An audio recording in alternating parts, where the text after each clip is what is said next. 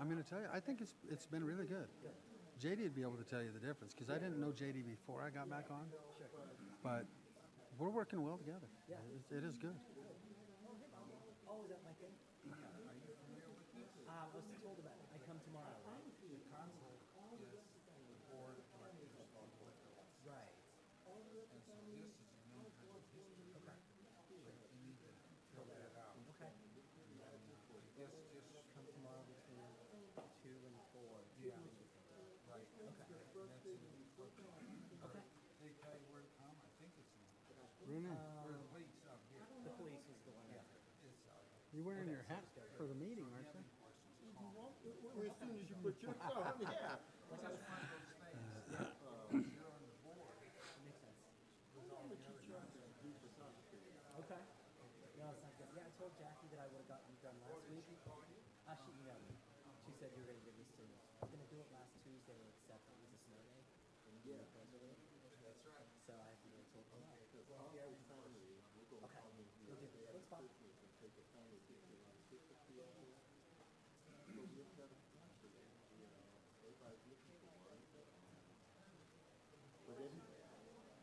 Do they do up a dance thing? I will say, yeah, I will. Good evening, everyone, and welcome to the City Council meeting of December 21st, 2015, our last council meeting of the year. Will the clerk please call the roll? Mayor Ford, Here. Mayor Pro Tem Bullock, Here. Councilman Amador, Present. Councilman Teeter, Here. Councilwoman Carson, Present. Councilman Diaz, Here. Councilman McEldowney, Here. Councilwoman Elliott, Present. Councilman Douglas. Present. Mr. Mayor, you have a quorum. Thank you for the record. Everyone is here this evening, and I would like to ask everyone to please stand and join me in a moment of silence, followed by the Pledge of Allegiance.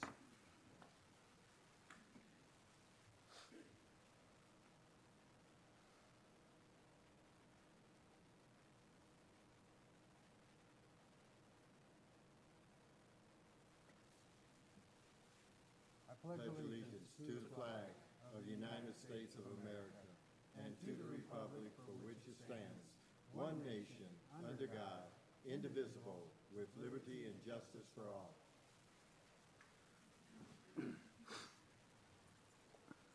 I'd like the staff to pass around the microphone and allow the audience to introduce themselves. Shirley Valentine, Denver, Colorado.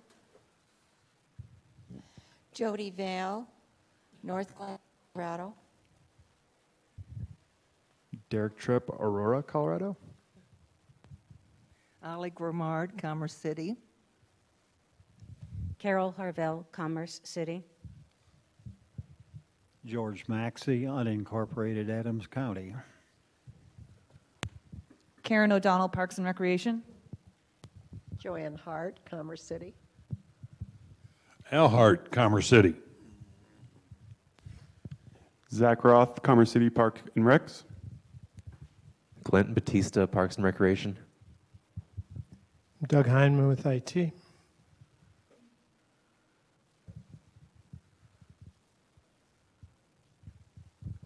Derek Ross, South Adams Fire. Paul Hebink, Buffalo Run Golf Course. City of Commerce City Parks, Recreation, and Golf.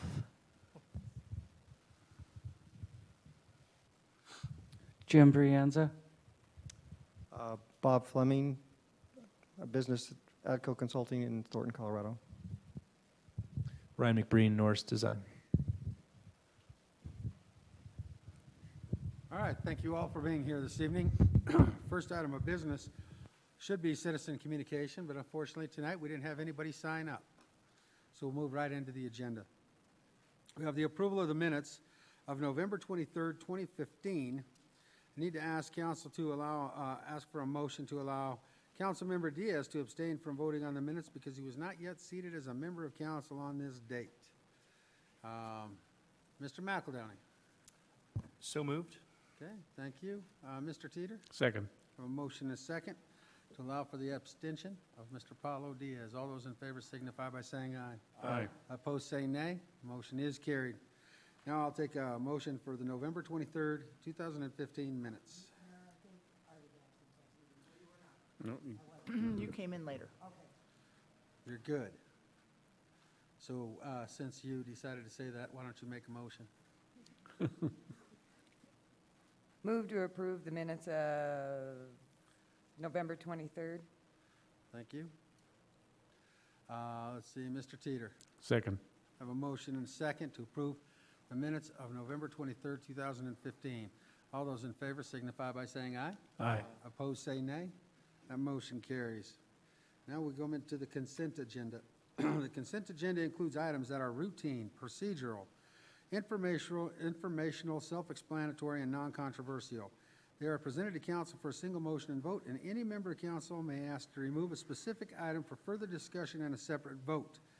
Tonight, there's only one item listed under the consent agenda. Does anyone on council wish to remove this one item off of the consent agenda for further discussion? Raise your hand if you do. Mr. Douglas, you want to Yes. take it off? Yes, Okay, for further discussion. for further discussion. So we're pulling that off the consent agenda. And that'll be the first item we deal with. So we have Resolution 2015-130, resolution authorizing conditional sales agreement for purchase of golf carts. Did you want a presentation from staff? Sure, because Okay. I thought we just had Paul, purchase. would you like to come up and tell everybody who you are and give us a presentation on the purchase of golf carts?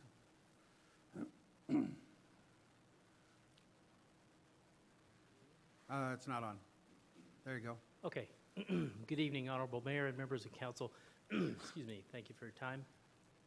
Can you hear me okay? Okay, sorry. So the golf cart fleet purchase is an integral part of operations at the golf course. A large percentage of the golfers that come out to the golf course do rent golf carts from us. And the lifespan of a typical golf cart fleet is 4 years. In the past, we have extended the fleet of the life of the golf carts to 6 years by replacing the batteries after 4 years.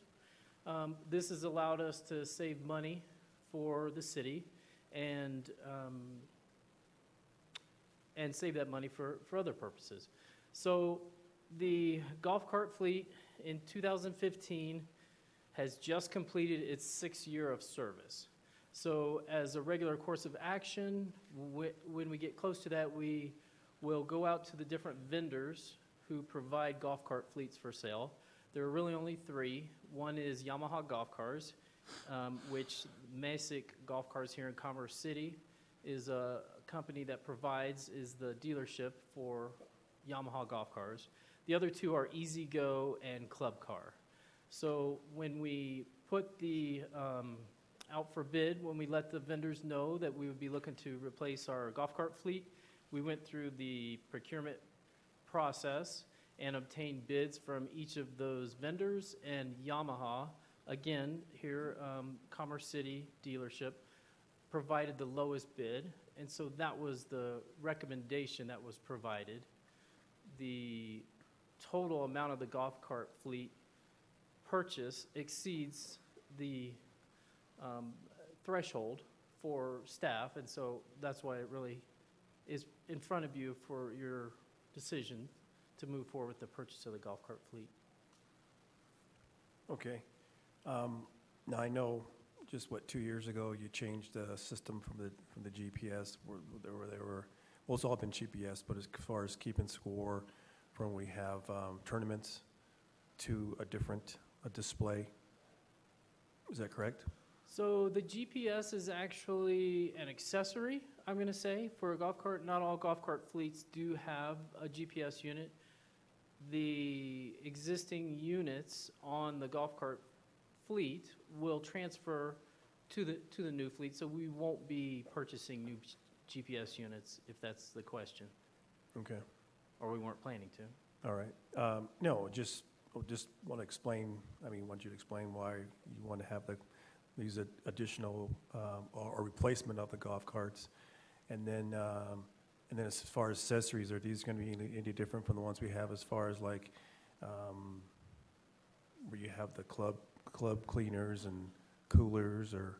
They won't be significant, there won't be any significant differences. There are several options that are available, and we try to order the options that are used most frequently and requested most frequently by our customers. So that will include a sweater basket in the back that you can put your apparel, sweaters and whatnot. Sand and seed buckets that go on either side, so when you make a divot in the ground, you can replace it. Split windshields so that you can fold them down or fold them up. There are no club cleaning or beverage coolers included as part of the accessories. Yep. And as far as the resale of ours, is that sells to them or they go to auction? So the fleet was posted on the city's website, and for the public to have an opportunity to bid, not as to purchase individual golf carts, but to purchase the fleet. There were no offers that were received by the city. So after that was posted, or part of the process is the vendor who is selling us golf carts does offer to purchase the fleet.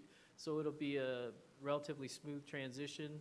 When they drop off the new fleet, they'll pick up the old fleet, and they do credit us, I'm going to say, a dollar amount for each one of those golf carts that they pick up. Yeah. Do you have that estimate, how much they're going to credit us back? It's $1,365 per golf cart. And then how much are the new carts? $214. I think it is in a packet. I'm sorry, excuse me if I don't have the exact number, but $214,000 after the trade-in of our existing fleet. And then with financing, there's a little dollar amount because we're actually leasing to own. So I think $223,000 ends up being the final, after financing and everything, the final purchase price. Okay, thank you. Sure.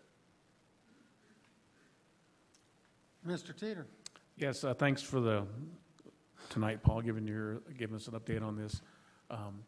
What I was curious about was I knew Yamaha was in our district, and I wanted to make sure that they were contacted and given a chance to bid, and I'm very happy to hear that they won the proposal. Yes, sir. Thank you. Is there anyone else on council who would like to ask any questions or get information from our head golf pro on the golf cart purchase? Seeing none, is there anyone in the audience who has any questions concerning Resolution 2015-130? Seeing no one, I'm open for a motion. Mr. McEldowney. Move to approve the consent agenda? No, it's Or been actually, I'm pulled. sorry, move to approve Resolution 2015-130. Thank you. Mr. Douglas. Second. I have a motion and a second to approve Resolution 2015-130. Bob, you want to read the title, please? Title reads, Resolution Authorizing Conditional Sale Agreement for Purchase of Golf Carts. Thank you. I have a motion and a second. Title's been read. All those in favor signify by saying aye. Aye. Opposed, say nay. Motion is carried. Now, next item, we go into public hearings. We have conditional use permit 109-16. This is a public hearing. Needs to be continued to February 1st. I need a motion to continue the public hearing. Mr. Bullock. Move to continue the public hearing to February 1st. Thank you. Mr. McEldowney. I have a motion and a second to continue CU-109-16. All those in favor signify by saying aye. Aye. Opposed, say nay. The motion is carried. Now we go into CU-108-15 and Resolution 2015-116. The next two items will be heard under one public hearing but voted on separately. I'm opening the public hearing. I'm going to invite the planner, Caitlin, forward to make the presentation. There she is. Good evening, Mr. Mayor, members of council. Good evening. Good evening. As you had previously mentioned, the cases before you tonight are CU-108-15 and S-629-15. The applicant in these cases is RCI Investments, the business name known as Recycling Connections, and they are requesting a conditional use permit for to expand their existing metal recycling facility, and also a subdivision plat to consolidate 2 lots into 1. To give you a general overview of the context in this particular area, the site is zoned I3. The surrounding properties to the north are also all zoned I3, while the property to the south is zoned I2. This allows for a generally wide range of heavier intensity industrial uses. The property was originally subdivided into 2 lots prior to its annexation into the city in 2007. At that time, it was zoned to I3 to match the previous Adams County zoning. The existing use has been in operation since 2005 prior to the annexation, and when it became part of Commerce City, it became a legal non-conforming use. So currently, they're requesting a conditional use permit to expand their metal recycling facility onto an adjacent lot. The expansion of a non-conforming use means that it needs to come into compliance with the current standards of the Land Development Code. They're also requesting to consolidate those 2 properties into a single lot just to keep everything simple. As mentioned, the LDC requires a conditional use permit for recycling facilities in the I3 zone district, and since this is a legal non-conforming use, it does need to have approval of the CUP in order to expand. The surrounding area is all identified for general industrial uses in the comprehensive plan. This includes that it's generally correlated with the I2 and I3 zone districts, so it is compatible with the comprehensive plan. And some of those existing uses in the surrounding area include various other types of industrial development. Some of these are heavier intensity than others, but the recycling facility seems to be relatively compatible with the surrounding properties. Looking into the property from 104th Avenue, there's a large metal warehouse, a couple of smaller storage buildings, and then an office, which you can see somewhat to the right here. And once you get into the parking lot, again, you can see farther into the site, there's a scale in between the 2 warehouses directly in front, and the office building is off to the right. From Havana Street, looking towards the west, this is the site onto which they want to expand, and the existing operation is in the background here. They are proposing significant improvements around the perimeter of the site, including landscaping, fencing, and surfacing throughout to ensure it's an impervious surface and that no fluids of any sort would be dripping into the soil. Looking at the site plan, all of the access has been approved through our Public Works Department. The main entrance, previously onto 104th, will now only be a right-in, right-out type of movement. There will be a full movement permitted at Florence Street at the north corner of the site. That's where all traffic will enter. The small vehicle traffic will then travel to the west side of the main warehouse building. It should generally be through here. And that's more things like aluminum cans that are getting dropped off by individual people rather than larger types of loads. Any large loads would pass through the same entrance, but then they would enter through the scale in the middle of the site and circulate to deposit their load somewhere within the yard area as determined by the applicant before they exit either back through the Florence Street exit or onto 104th Avenue.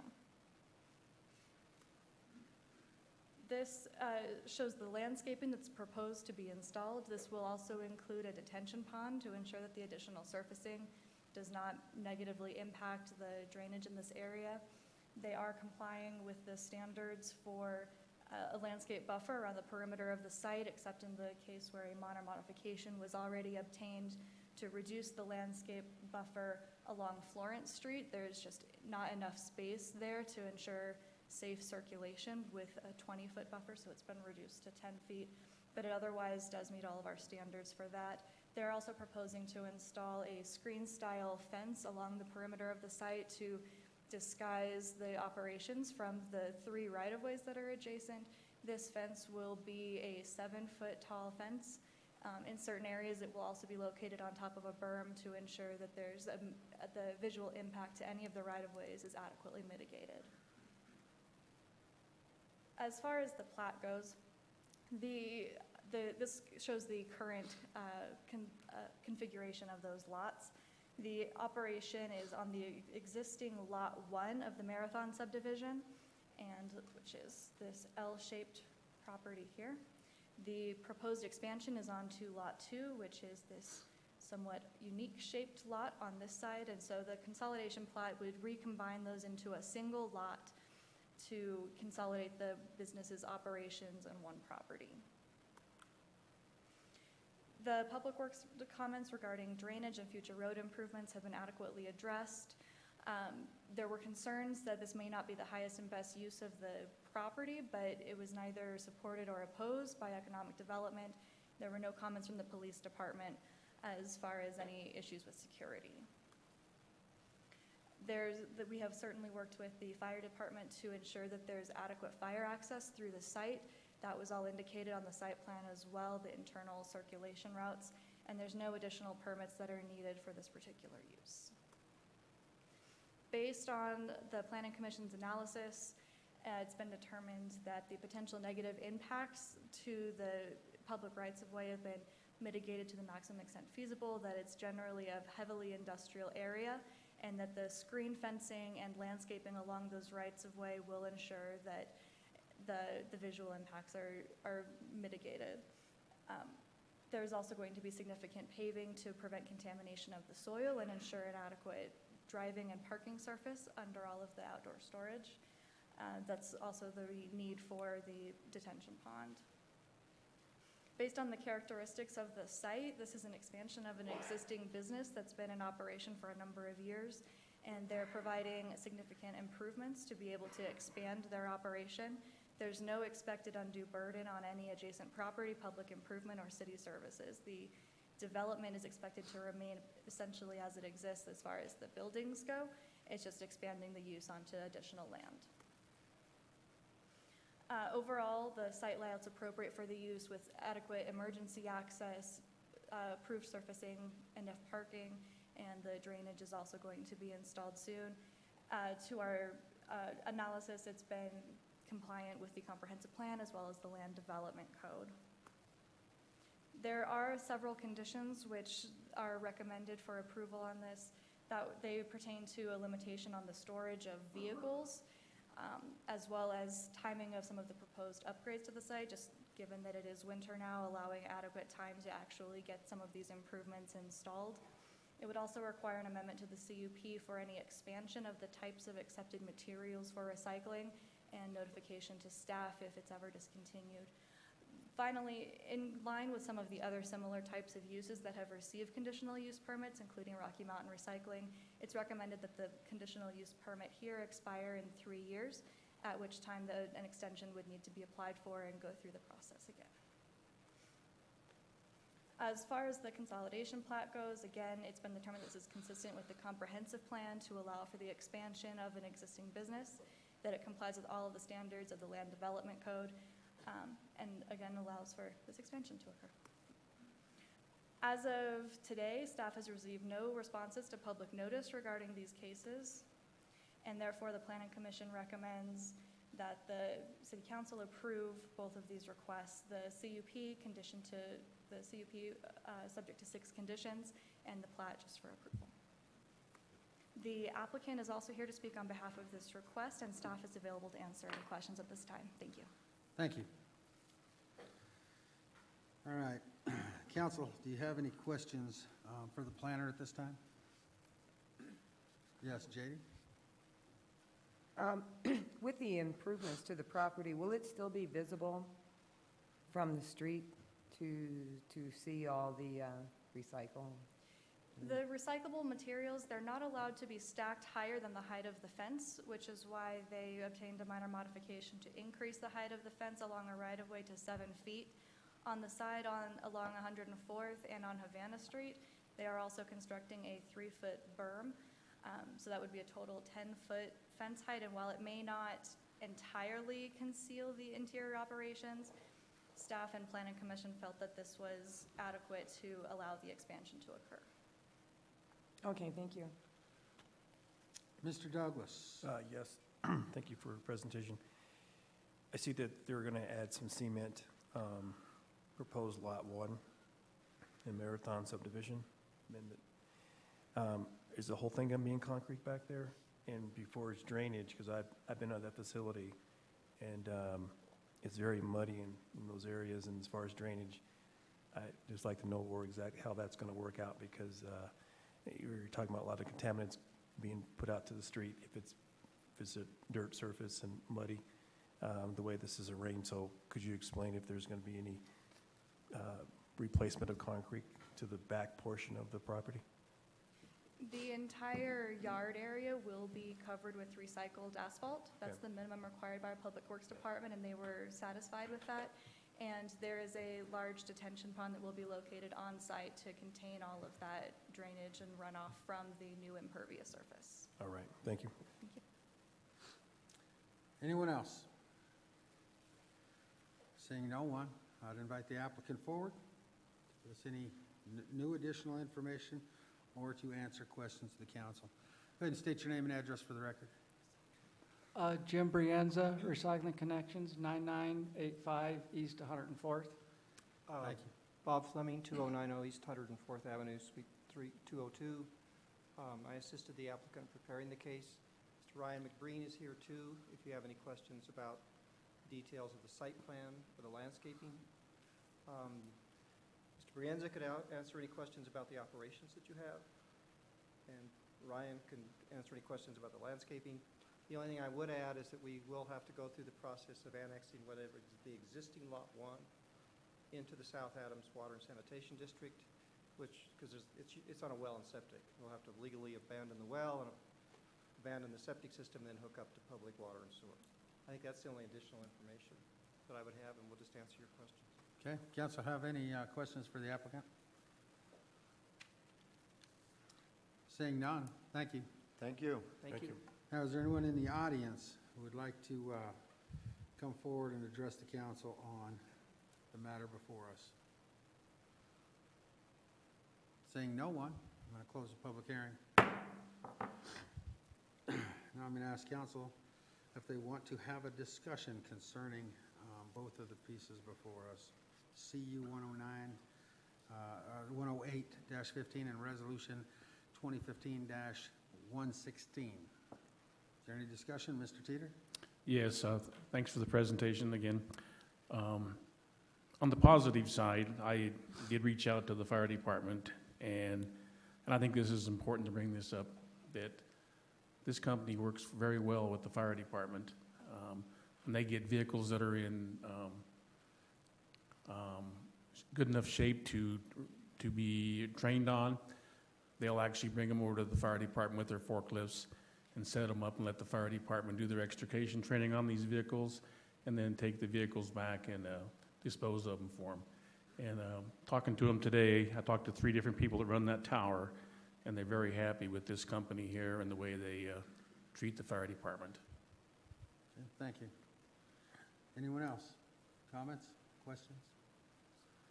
All right, I'm open for a motion. First, we have to accept the findings and recommendations of the Planning Commission on CU 108-15. Public hearing is closed. Yeah, I closed it a little while ago, Bob. Mr. McEldowney. Mr. Mayor, I would move to accept the facts and recommendations, or findings and recommendations of the Planning Commission. Okay. Mr. Douglas. Second. A motion is second to accept the findings and recommendations of the Planning Commission concerning CU 108-15. All those in favor signify by saying aye. Aye. Opposed, say nay. Motion is carried. Now we need to get a motion to approve CU 108-15. Mr. McEldowney. So moved. Mr. Bullock. Second. I have a motion and a second for the approval of conditional use permit 108-15. All those in favor signify Title, by... Mr. Mayor? Do what? Title? Title? On the, on the conditional use permit? Yes, the title is CU 108-15, conditional use permit for a metal recycling facility. Thank you. All those in favor signify by saying aye. Aye. Opposed, say nay. Motion is carried. Now we need a motion to accept the findings and recommendations of the Planning Commission on S 629-15. Mr. Amador. Move to approve the findings and facts of the Planning Commission as presented. Okay. Mr. McEldowney. Second. I have a motion and a second to accept the findings and recommendations of the Planning Commission on S 629-15. All those in favor signify by saying aye. Aye. Opposed, say nay. Motion is carried. Now we need to approve the resolution. Mr. McEldowney. Move to approve Resolution 2015-116. Okay. Let's see here, Mr. Douglas. Second. I have a motion and a second to approve Resolution 2015-16. 116. My thing says 116, but it is 116. Thank you. Mr. Gaylor. Title reads, Resolution 2015-116, resolution approving subdivision plat in case S 629-15. Thank you. All those in favor signify by saying aye. Aye. Opposed, say nay. Motion is carried. Thank you all for coming in this evening. Thank you. Thank you. All right, now we go to ordinances on first reading. We have ordinance 2068. Does council have any questions regarding this ordinance? Seeing none, is there anyone in the audience who would like to address the council regarding this ordinance? Seeing no one, I'm open for a motion. See here, Mr. Bullock. Move to introduce ordinance 2068 on first reading. Council is seated. Thank you. Mr. Teeter. Second. I have a motion and a second to introduce ordinance 2068. Mr. Gaylor. Title reads, an ordinance repealing, adopting, and amending portions of the Land Development Code relating to telecommunication facilities. Thank you. I have a motion and a second. Title's been read. All those in favor signify by saying aye. Aye. Opposed? No, roll call. Roll call. I'm sorry. Thank you. Roll call. Too many of the other ones.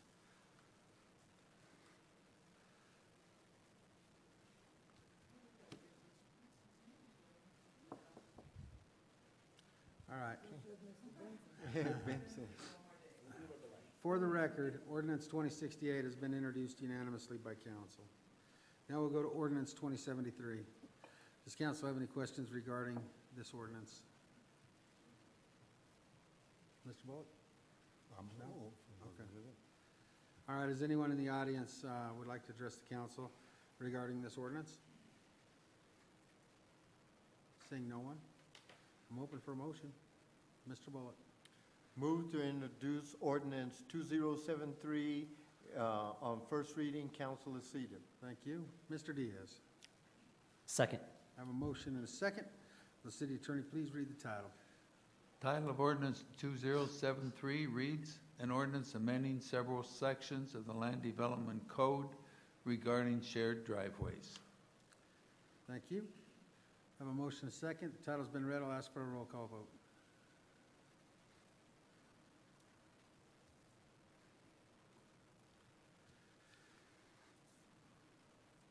For the record, ordinance 2073 has passed unanimously this evening by council. Next item on the agenda is presentations. We're going to start with Senior Advisory Committee biannual presentation. I'd like to invite the committee forward to make the presentation.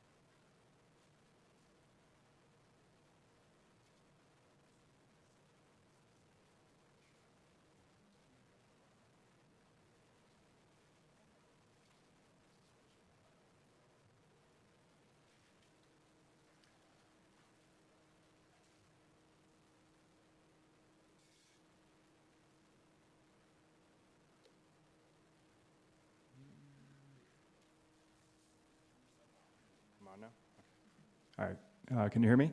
Yes. Okay, great. Mr. Mayor, members of the council, thank you very much for allowing our group the opportunity to present in front of you again. My name is Derek Tripp, and I am the Recreation Supervisor in charge of Senior Services and Facilities with the Parks and Recreation Department. I'm here representing the Senior Advisory Committee, and they're here to present on their goals and accomplishments for 2015.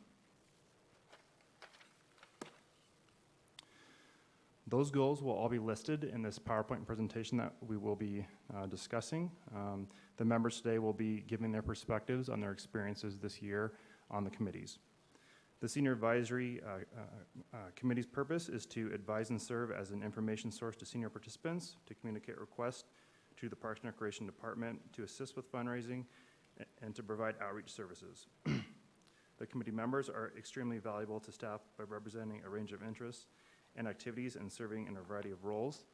For me personally, I've been here about 2 years now, and this group has been helpful with me discussing traditions and the senior services area, and just really kind of representing themselves to me.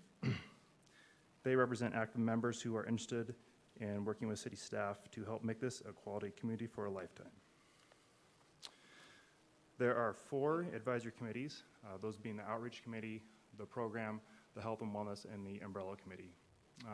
There were 20 seats that were filled for 2015 after an extensive recruitment period in December of 2014. This group completed a total of 14 action items throughout the year. The ideas were generated from a focus group meeting that we held in February of 2015. It was open to the public. We had about 23 members in attendance. There were ideas shared during that forum, and then the groups came back together in their individual groups and decided what their goals would be for 2015, and then we presented those goals to you in May of this past year. First up to present, representing the Program Committee, will be Jody Vale.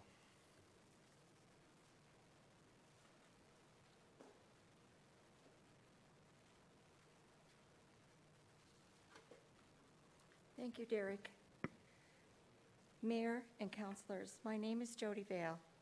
I reside at 11826 Lincoln Street in North Glen. I am serving currently on the Program Committee. Serving with me are Thelma Cole, Margaret Garcia, Joanne Hart, myself, Jody Vale, Shirley Valentine, and Tilly Villarreal. Our staff members are Vicki Masters and Zach Roth. The purpose of the Program Committee is to provide feedback and suggestions and program ideas regarding the older adult senior program, especially focused on the upcoming brochure. The accomplishments for the Program Committee are threefold. The first goal, trips, programs, survey. Evaluation to determine the effectiveness of programs, trips offered. Gather information regarding marketing, vehicles, volunteer drivers, etc. Unveiling of survey will take place in early 2016, which you should all have a copy of. Our second goal, Senior Citizens Got Talent. Believe me, this was a fun event. You look at the seniors and you don't really realize what else they can do. Well, we took and created and executed, with assistance from all members of our committee. Event included 10 talented acts, skits, songs, comedy, and storytelling, along with yummy desserts and drinks. We had 46 in attendance. Our third goal was holiday meals. This will provide 50 dinners on 12/23/15 to assist seniors in the Commerce City community. The meals are funded through Good Friends program and provided by Dino's Restaurant, which is local. And an update, Dino's has donated 20 extra meals for us this year. I would like to thank you for your time, and I'd like to introduce Al Hart.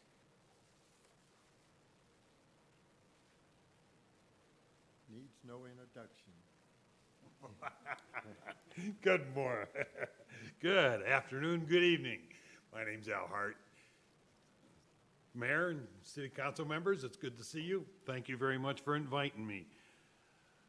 For the last 3 years, I've had the opportunity to be on the Outreach Committee, and I've really enjoyed that.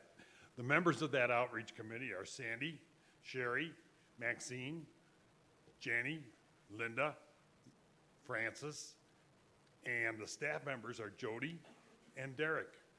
And they have been extremely helpful in helping us formulate our programs.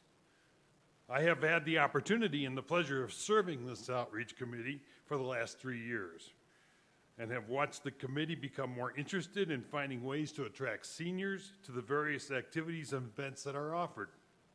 We asked ourselves, what attracted us? And then we looked at all the activities which the center has to offer. We then realized that others would not know about any of the offerings unless they were invited to become a part of the action. We embraced the slogans, Seniors at Play, and Get More Out of Life. We looked at all the activities, both from an educational point of view and for socialization.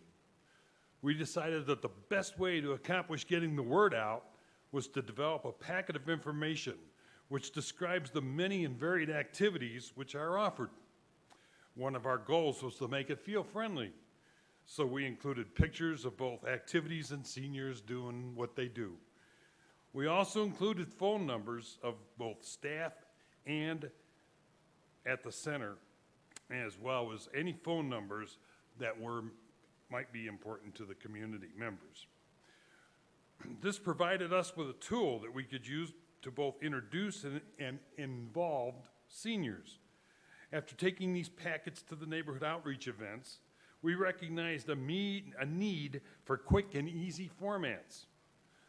We then developed a card, which I believe each one of you have in front of you. It's a small card, and we developed that so that it would be easy for seniors to be able to look at it. It would be easy for us to get it out, and it would kind of get the word out to other people. We worked hard at developing this card, and we wanted to streamline it, and yet we wanted to make it an informative tool, which we could take and deliver and distribute to various places throughout our community. We are in hopes that in getting out these cards to our communities, it will generate interest and encourage others to join us at the center. We also realize that for one reason or another, there are many in our community who may not be able to participate as often as they would like. We are investigating ways to encourage and to help support these people. In closing, I would like to take this opportunity to thank each of you for allowing us to make our presence known at the outreach events. Due to these events, we have signed up about 50 families to receive the monthly mailers, which are designed to inform the community of the up-and-coming events at the center. Our goal is to help unite those in our community. Also, we want them to feel proud of living here. We want to provide them opportunities that help them gain strength through exercise. And we want them to learn to understand each other through socialization. Now, I would like to take this opportunity to introduce you to Mr. George Maxey. Thank you. Thank you. Thank you.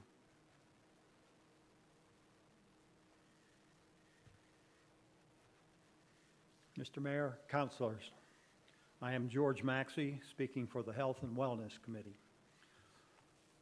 Our other committee members are Carol Harvell, Ali Grimard, Adelia Moreno, Domingo Moreno, Leora Richards, Beth Scott, and Glenn Batista, our staff leader. Our mission for humanity: to provide and evolve improved economic and social benefits, first to the at-large Commerce City, and then to all the constituencies and participants we serve within the limits of conditions we have available to us, while at the same time doing no harm.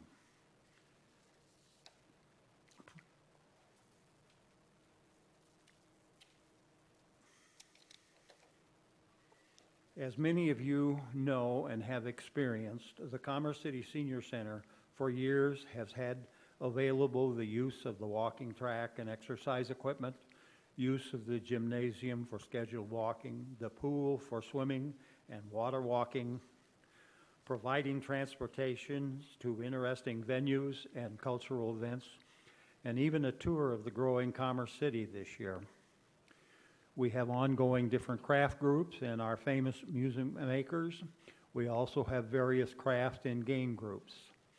In this last year, besides the things just mentioned, we have had a number of informational classes and events such as Life Isn't Easy, Eating Choices, Advanced Directives, Health by Chocolate, Slips, Trips, and Falls, Food Values, Reflexology, Wheelchair Safety, Identification Theft, Seniors Got Talent, Monthly Potlucks, Monthly Birthday Lunches.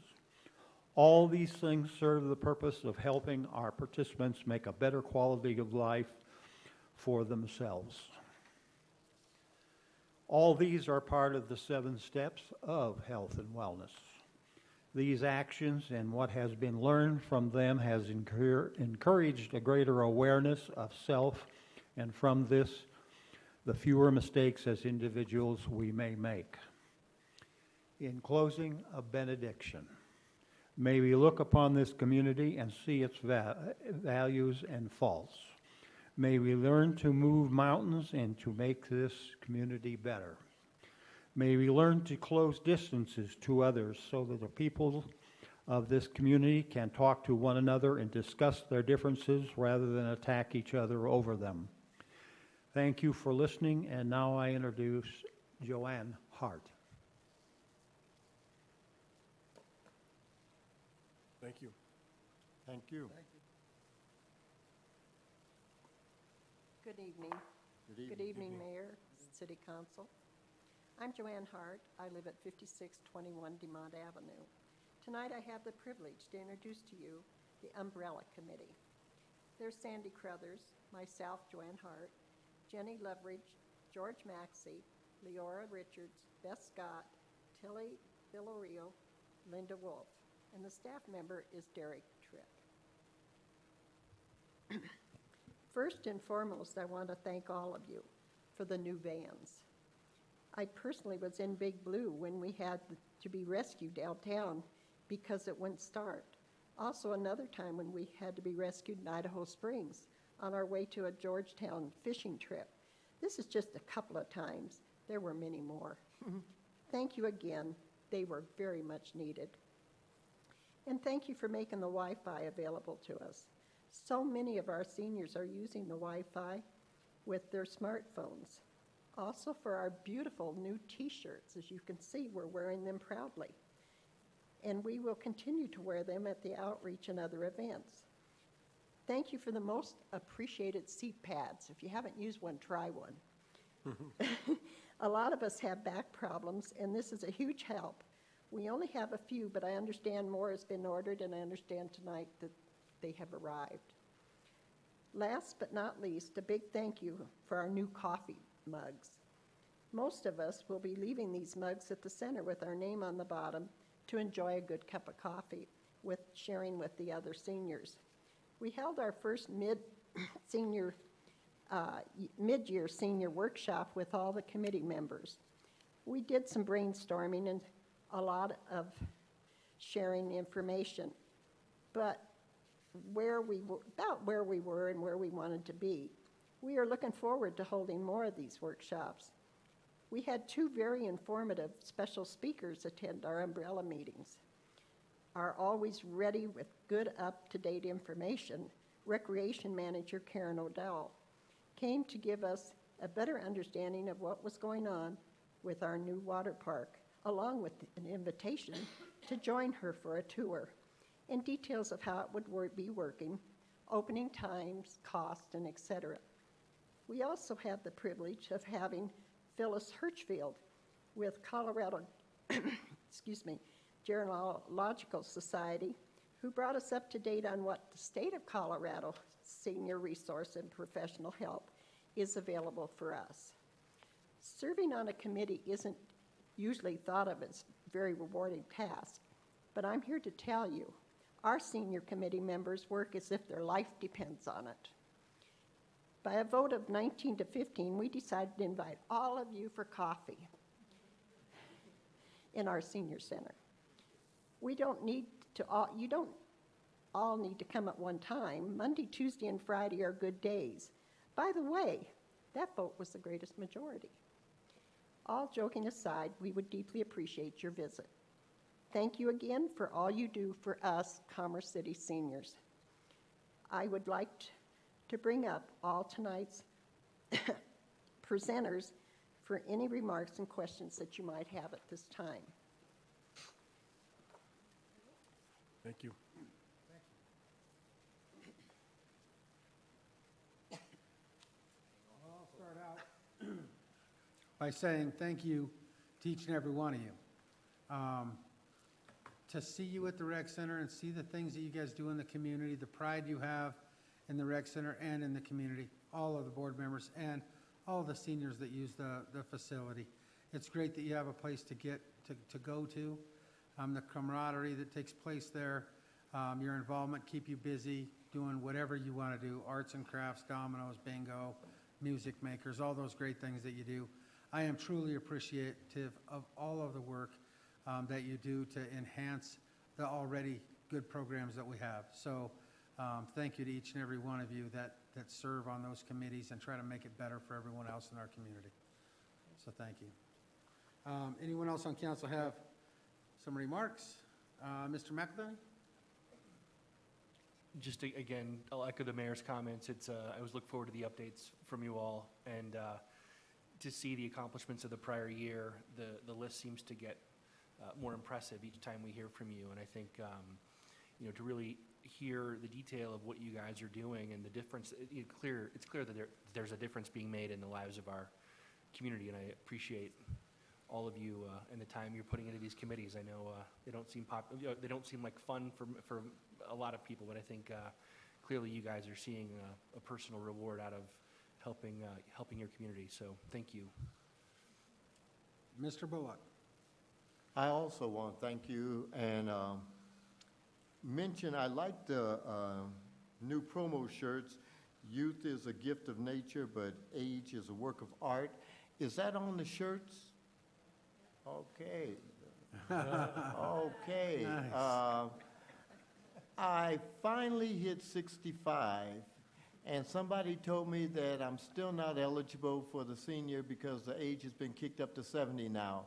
I think somebody's trying to keep me out. Excuse me, sir, but that's 50. Age 50. Any one of you can come join us. 50? So 15 years ago. Too bad. Okay. I just want to get one of those shirts so I can show people that age is a work of art, you know. And so, but I do come in from time to time and watch the domino train go on. It seems to be quite the thing to do. So I'll come in and play dominoes with you if I get to wear one of the shirts. Okay. Thank you again for your presentation. And I'd like to say thank you to the staff that helps you all on a day-to-day basis. I know they're here and I can't leave them out. And not only that, next year I'm eligible if it's 50, right? So I can join in, right? Good. That's a bad thing for me, but at least I have something to look forward to. All right, Councilwoman Carson.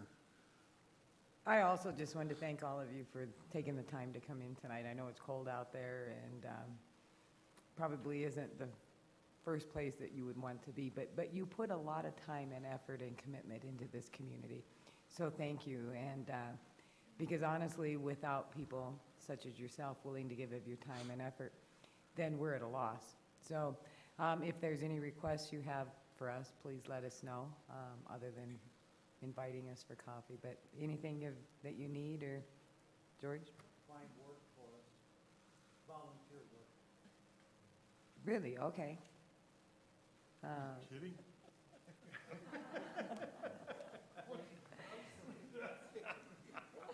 So you. We do have a cadre of people who don't want to sit home and be couch potatoes. Okay.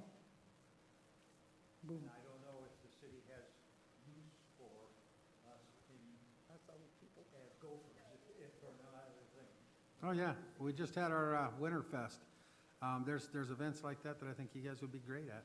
So I would ask the staff to keep your eye on some of those events that we partner with some of our outside entities and allow you guys to participate, because I think you would love the things that are going on all throughout the city, especially this time of year. So there's always opportunities, and we want to get you guys out there and have you active.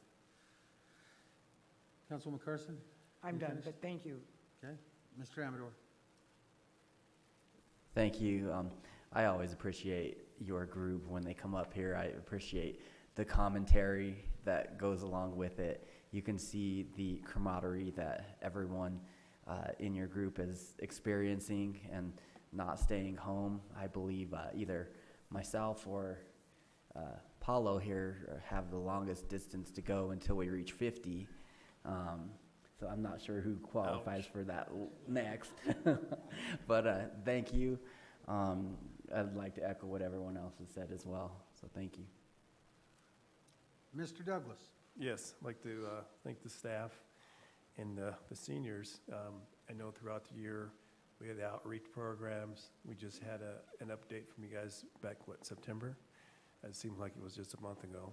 And here you are for your year-end update. And so I appreciate everybody's effort and showing us, like, I'm at that mark. I'm at 54. So I feel like a lot younger than that. And I don't want to say that in my mind, though. But so I'm over that hill. So I'm there. But no, this is a great list of, because people always ask what kind of programs are out there for seniors throughout the city. And to have this distributed out in the city is great information. They can also get it online as well. But I do like these new brochures. So thank you very much. And we are looking for ways to get that distributed in different venues throughout the city. And we're taking a look at all the opportunities that we can possibly put them out where seniors would see them. Maybe even a tasty donuts, You know, you could distribute those at the two King Supers we have here. They'd be more than happy to take that information and distribute it out. That is very good to know. Thank you. Sure. And I've talked with a few churches, and they seem to be receptive also. So. Very good. Thank you very much. Councilmember Elliott? Thank you, Mayor. As always, I enjoy your presentation, so full of vibrance and youthfulness. Again, you always give me a run for my money, like I said before. I have to tell you, I want to commend you on this particular, is it a RAC card, I believe? We were discussing this at our just recent Cultural Council meeting. JD, I know you weren't able to attend, but we were talking about ways of getting information out to the residents as well. And we decided that we really liked the design of this particular card. But I would invite you to maybe attend one of our meetings, and maybe that's something that we can do in collaboration with the senior group as far as with the Cultural Council, what they present throughout the year. You know, we've got the art shows, we've got the Music in the Park series, but that's definitely something I think that your group could definitely benefit, as we would as well. So, but again, keep up the great work, and thank you for all your hard work and dedication. I believe we would need the dates and places. I can get that information to you, Al. I think I have your information. We can go Thank from you. there. Okay, sure. Thank you. Paula, do you have anything you want to say? I do. Man, you guys are fun. I feel like if all of us kind of had the energy that you have, more of us, like me and Andrew, might actually make it to 50, which is absolutely great. I did take a note that Monday, Tuesdays, and Fridays are a good time to visit. How would I set that up? Is that a drop-in visit, or do I call Karen, or? Just drop in. Okay. What time are you guys open? Well, they're there at 7 in the morning. Okay, great. That's what time I usually get to the office, so that sounds like a more fun way to start my day. So thank you guys for all that you do. You'll definitely see me there. I definitely need your energy, so I appreciate you guys. Thank you. Well, and one last send-off, George, great benediction. Thank you to all of you, and I want all the seniors in our community to have a very Merry Christmas. Spend time with your families. Same to all of you. Great, thank you for being here this evening. Thank you. Merry Christmas and Happy New Year, guys. Thanks. Thank you. Same to you. All right, now we'll get into the next item on the agenda, which is Administrative Council business, boards and commissions and committee appointments. And hopefully, there's a list for me to follow. It should be on your laptop. I got my laptop. Is the whole list on here? I don't see it. I know, that's why I'm asking. I had my paper list in my briefcase. Yeah, it came Mr. Mayor, if you give me 5 minutes, I'll go run y'all a copy. Thank you, that's what I need, thanks. We're going to take a 5-minute break. She revised it, and so she'll bring us copies. So just hang out for a few minutes and, yeah, go ahead, take your break. If you guys need a break, now's the, just don't.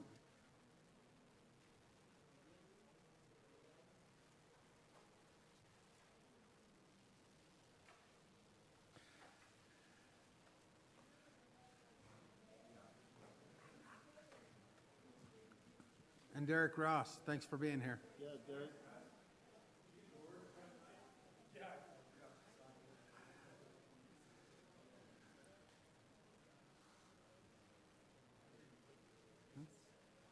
The pace is on.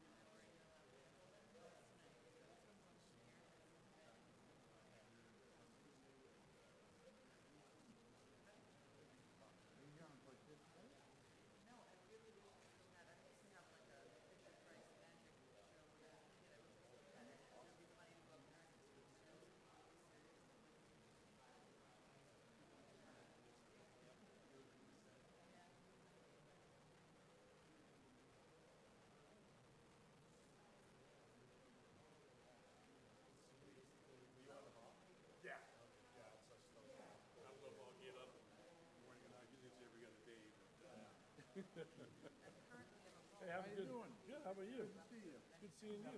Staying out front? Have to. You have to. How about you? I'm trying, Yeah. but, you know. Yeah. I'll let you guys get going, so just wish everybody a happy holiday. Well, I good. can go up. Good to see you tonight. Sure. Okay, Yeah. Oh, cool. yeah. Just making sure. Say hi to him.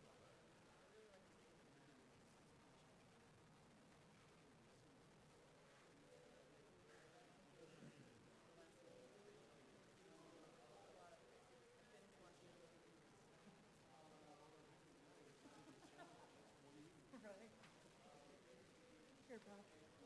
Oh, thank you.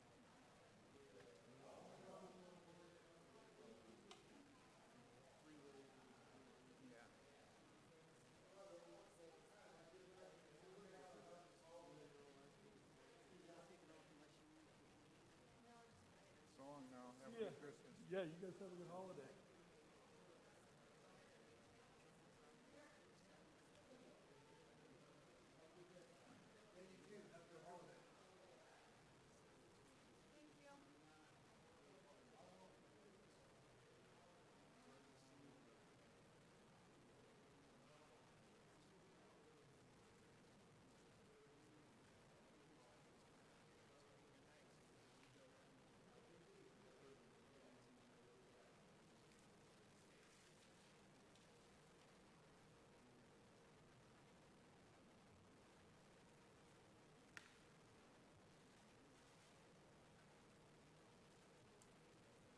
All right, everybody got their copies of their council appointments?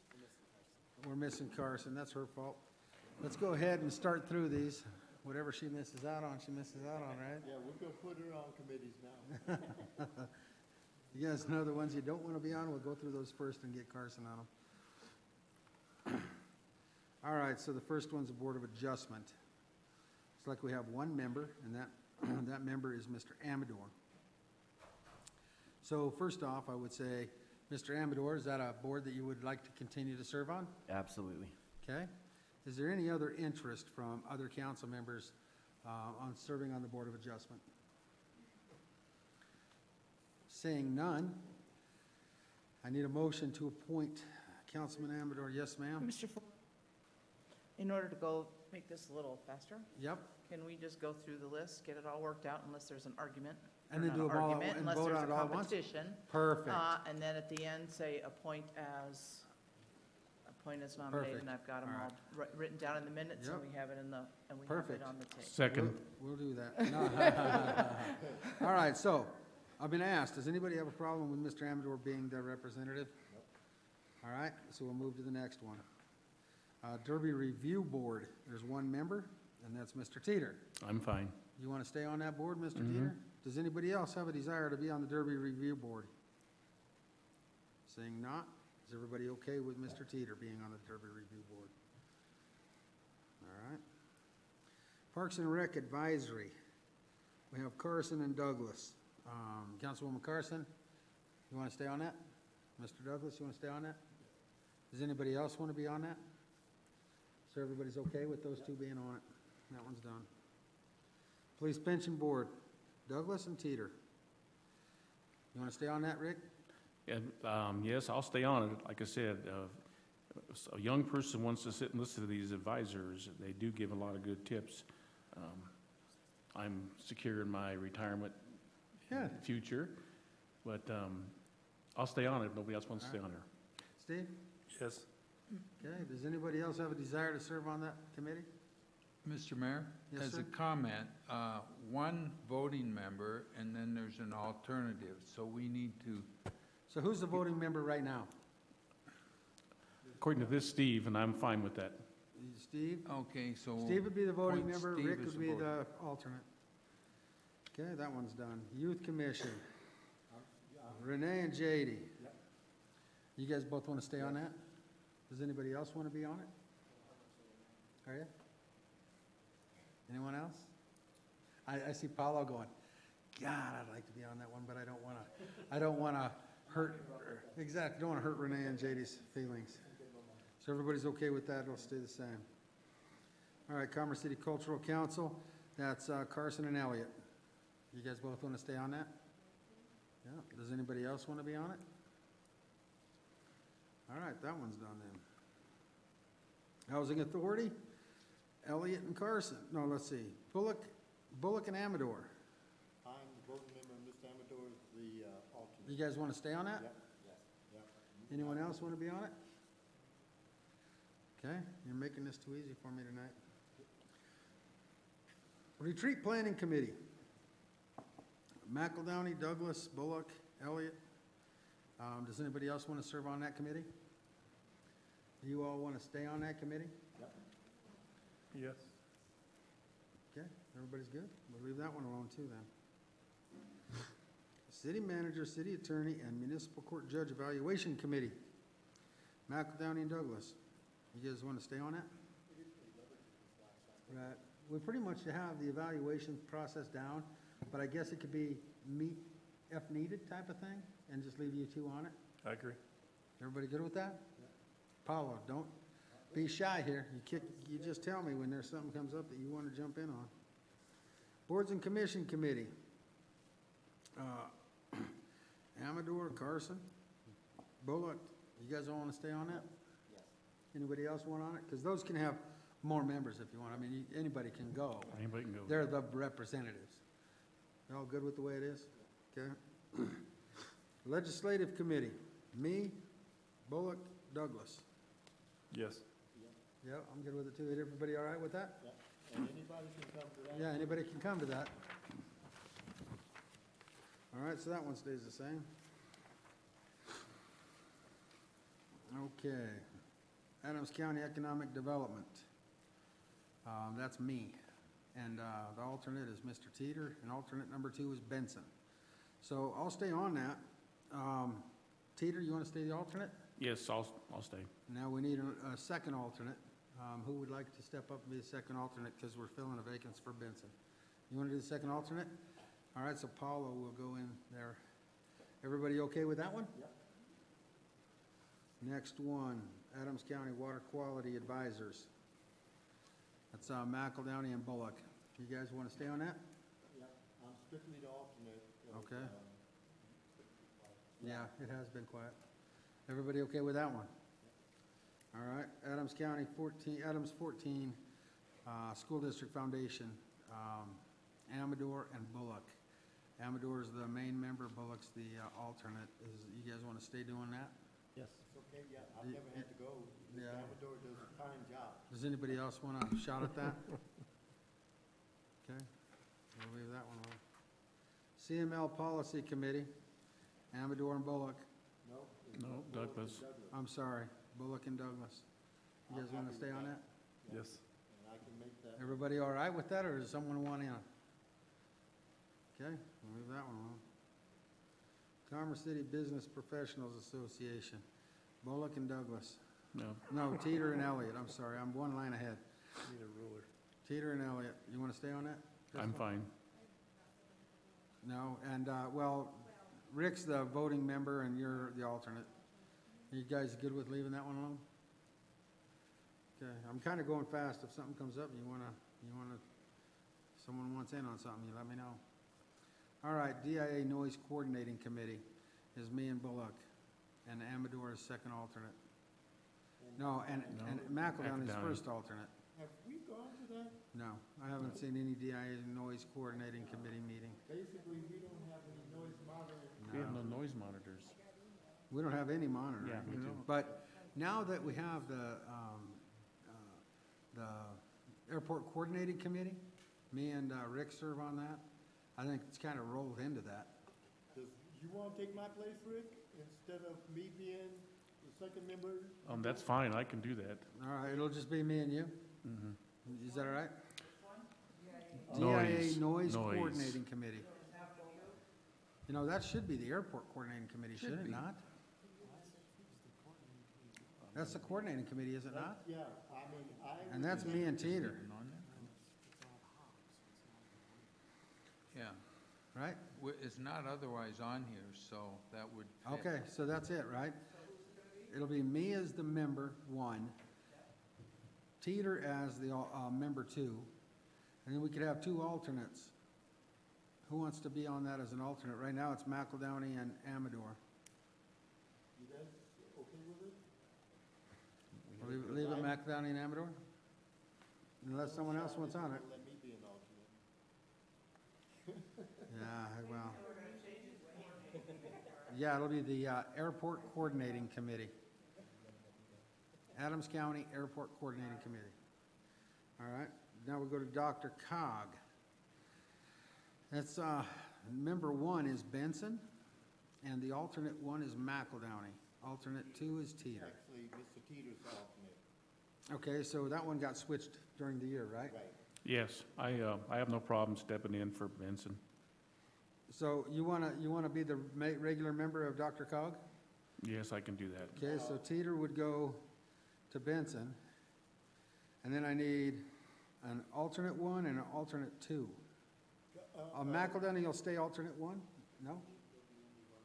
One alternate, okay. And there's a caveat with that.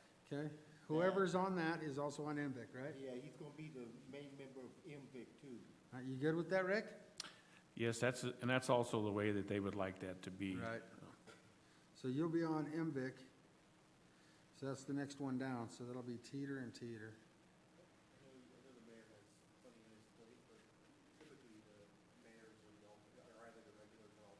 I'm Right. gonna be the alternate on both of them to him, so there's, You're gonna be on alternate on both of them? yeah. Does anybody else want a shot at Dr. Cog and MVIC? Can you before speak in everyone- your microphones, please? Does anybody else want to be on Dr. Cog and MVIC? Rick as the regular member, is there an alternate that wants to be on there other than Bullock? There's only a second alternate, I mean, it's the first alternate, right? One alternate. Okay. If you wanna do it. No, you got it. All right. All right, Bullock is now alternate 1. Dr. Cog and MVIC, Yep. and McEldowney is alternate 2. No, there's no alternate 2. alternate two. So, Teeter is regular, McEldowney alternate. no, Bullock is alternate. I'm the Teeter's the alternate regular, Bullock's the alternate. on both of them. Okay, so those two are down. E470 Highway Authority, it used to be Benson as the regular member, Douglas as the alternate. How do you want to handle this one, Steve? You want to go to the regular member? Yes, sir. Okay, so does anybody have any quandaries about Steve doing that? Okay, we'll move Steve over there. Who wants to be alternate 1? Paulo dibs in on it. Anybody have any concerns with that? We'll put Paulo down as alternate 1. All right. US 85 Planning and Environmental Linkage Pell Study Executive Committee. That's me and Bullock. And we haven't done a lot with that lately, but, you know, we went through Yeah, a whole a bunch. whole bunch when we were doing access for Hammer. Does anybody want to change that, or you want to just leave it alone, me and Bullock? Concerns, questions? All right, that one's done. And we have the NOISE, National Organization to Ensure a Sound-Controlled Environment. Bullock and Elliott. You guys want to stay on that? I do, but, if anybody wants to be on that, They have meetings at CML. yeah, they need, no, NLC. NLC. They're both NLCs, but make sure you aren't on any committee that conflict with it, because they have a whole day meeting, and it's usually the very first or second day of the conference.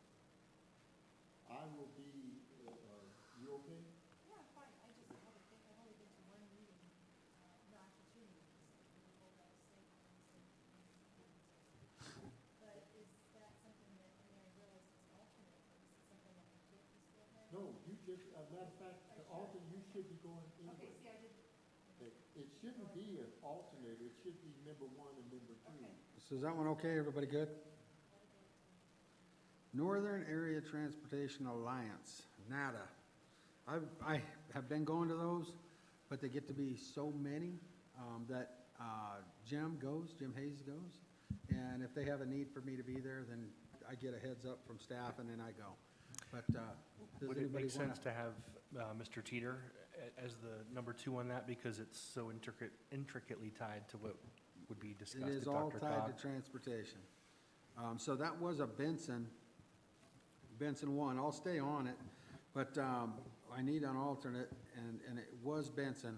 So I'm going to put that up for dibs to see who wants to be on it. I know it makes sense for Teeter, but I'm asking, because I don't want to kick anybody to the curb on bidding for these. I'll do it if nobody wants it. Anybody else? I'd be interested if it makes more sense for Teeter. Well, it doesn't matter to me. I don't mind whoever goes will have the information. But I just want to make sure that I'm giving you a chance to get some of these, because I don't want to fill them all up and have you not have enough committees. I want to absorb your time. All right. Teeter, you want to do it or you want Paulo on there? Paulo can do it. I'll do it. All right, Teeter will do it. Are you okay with that, Paulo? All right. Yep. All right. Northern Community Coalition, Teeter and Elliott. You guys want to stay on that? Have they even met? I haven't been to any of them. No? I was on it for forever, and since I've been off, they haven't had an NCC meeting. Is it defunct? I think it kind of, after all the cleanup on the refuge was done, it basically kind of went away. If something comes up big, I guarantee you will get a Yeah. All right. Teeter, you want to stay on that? Yeah, I'll stay, yeah. I mean, not that they're meeting all the time. No, Just you're right. A question for staff. I mean, this is one that we've appointed to several times now, and there's never been any activity. I mean, would it make sense to ask staff to investigate whether or not this is still a legitimate body? All right, so what we can do is we can leave Teeter and Elliott on it, and then if you guys find that it needs to drop off the list, you can bring it back to us. Yeah. Teeter, Carson, and Elliott. I'm sorry, I didn't read the member two. You all right with it? All right. I know. Right. All right. So, next is Rotary International, Commerce City Chapter, and it's me and Bullock, and that's one. Not alternate, it's member one and member two. Right, and I absolutely want to stay on it. Absolutely, I will fight people for this one. He's president. So, no, there's no alternate, it's just two members as of right now. If, I don't know, we could consider having another member if need be, but me and Renee have been on it for years, and it's an awesome organization. And I think everybody should be on that. All of you should come to the meetings every Wednesday. I think you should try to come to those meetings and see what it's all about. It's a great organization. So is everybody okay with that as of right now? That's every week. Okay, is that a concern? What? If we have more than 3 council More members than there, two, do more we than run two. into an open meeting? Bob, on Rotary, we have 2 members, me and Renee. If we had more than 2 members of this council on that, as members of Rotary, would that pose a problem? It's just a social meeting type thing, Right. so It's wouldn't not really city pose a council problem. stuff. Membership, you have a dues, right? Yeah. So it'd just be the additional cost of an Right. additional member. Of an additional member. But But it it wouldn't wouldn't, There's a third member from the city on that, which is Troy. Troy Smith, the police chief. He's also a member of Rotary. But Well- we just didn't want to have 3 of us there, and then somebody says, and I know just who would say it too, that we're having closed meetings there, that we have. there's no city business being It's discussed. not, that's the key, is not city Right. business. Right. You're there as a Rotary member, not as a city Right, as a council. Rotarian. So you could do that if you chose. If someone else wanted to join, we could make a decision whether we'd allow that or not. So, Just to clarify, there's 2 members, but all members of council are invited to attend. Right. well, anybody, you can come. What has to happen at a Rotary Club meeting is, You have to let 'em know. you have to be a guest of a Right. Rotarian. So if any council members ever wanted to go, they could be my guest or Renee's guest. Or Troy's. Or Troy's guest, okay? So everybody, you would all be invited anytime. If you wanted to be members, we would have to take that up as a council, determine if we're gonna have more members than just the 2 of us. So now's your chance. And the next president of Rotary Commerce City Club is Renee Bullock. Is that right? So, any interest before I move on? We're good? All right. RTD, Benson? No alternates, so I need to fill the RTD board. Okay. Everybody okay with Paulo taking that one? Jump right in there, Paulo. I Mayor? think you do good on that one. Mayor, just a quick point of clarification on RTD. I think Mr. Benson would attend occasionally just to Right. stay familiar with RTD board business, but there's no official role Right. for a council member who attends. I will add, and just to add to Mr. McBroom's comments, I think the thought behind having Mr. Benson attend was excellent, because we have a number of concerns with RTD. The challenge was we never heard back about what was happening, except through staff. And so I think if you're willing to step up and take that role and really kind of be our eyes and ears from a council peer, I think it would be great to have, you know, again, and during updates and reports, to share the latest that you're hearing and your interpretation. I mean, we get our updates from the director, et cetera, but that would be to elevate the advocacy, if you will. Well, and I think that's a pretty serious role, just because of the fact we're getting our new light rail station. We had the 104 bus route that has been improved over since we got it. And with the discussions of I-70 and relocating the traffic onto 270, very important issues that will highly affect Commerce City residents, some in good ways and some in bad ways. So it's important that we know when you go, you can give us a heads up. Okay? All right, 27J Facility Fee Foundation, McEldowney. I currently sit as the president of that body and would like to continue. Okay? Anybody have any qualms over that? Okay, we're moving on. And you do a good job on that too, Jason, I might add. Thank you. Sand Creek Regional Greenway Steering Committee is Bullock. You've been on that for a long time. You want to stay on that? I'll stay on it. Anybody else I'm the vice president. want to challenge Mr. Bullock, the vice president? VP. Seeing none? I'm trying to get you in a fight, Bullock. I know. 10-year plan to end homelessness in Adams County. Douglas and Elliott. You guys been meeting much? Education? You guys both want to stay on Oh, that? yeah, no, we haven't had a meeting this year, but we had one. Yeah, it's been a while. Yeah, it's been a while, yeah.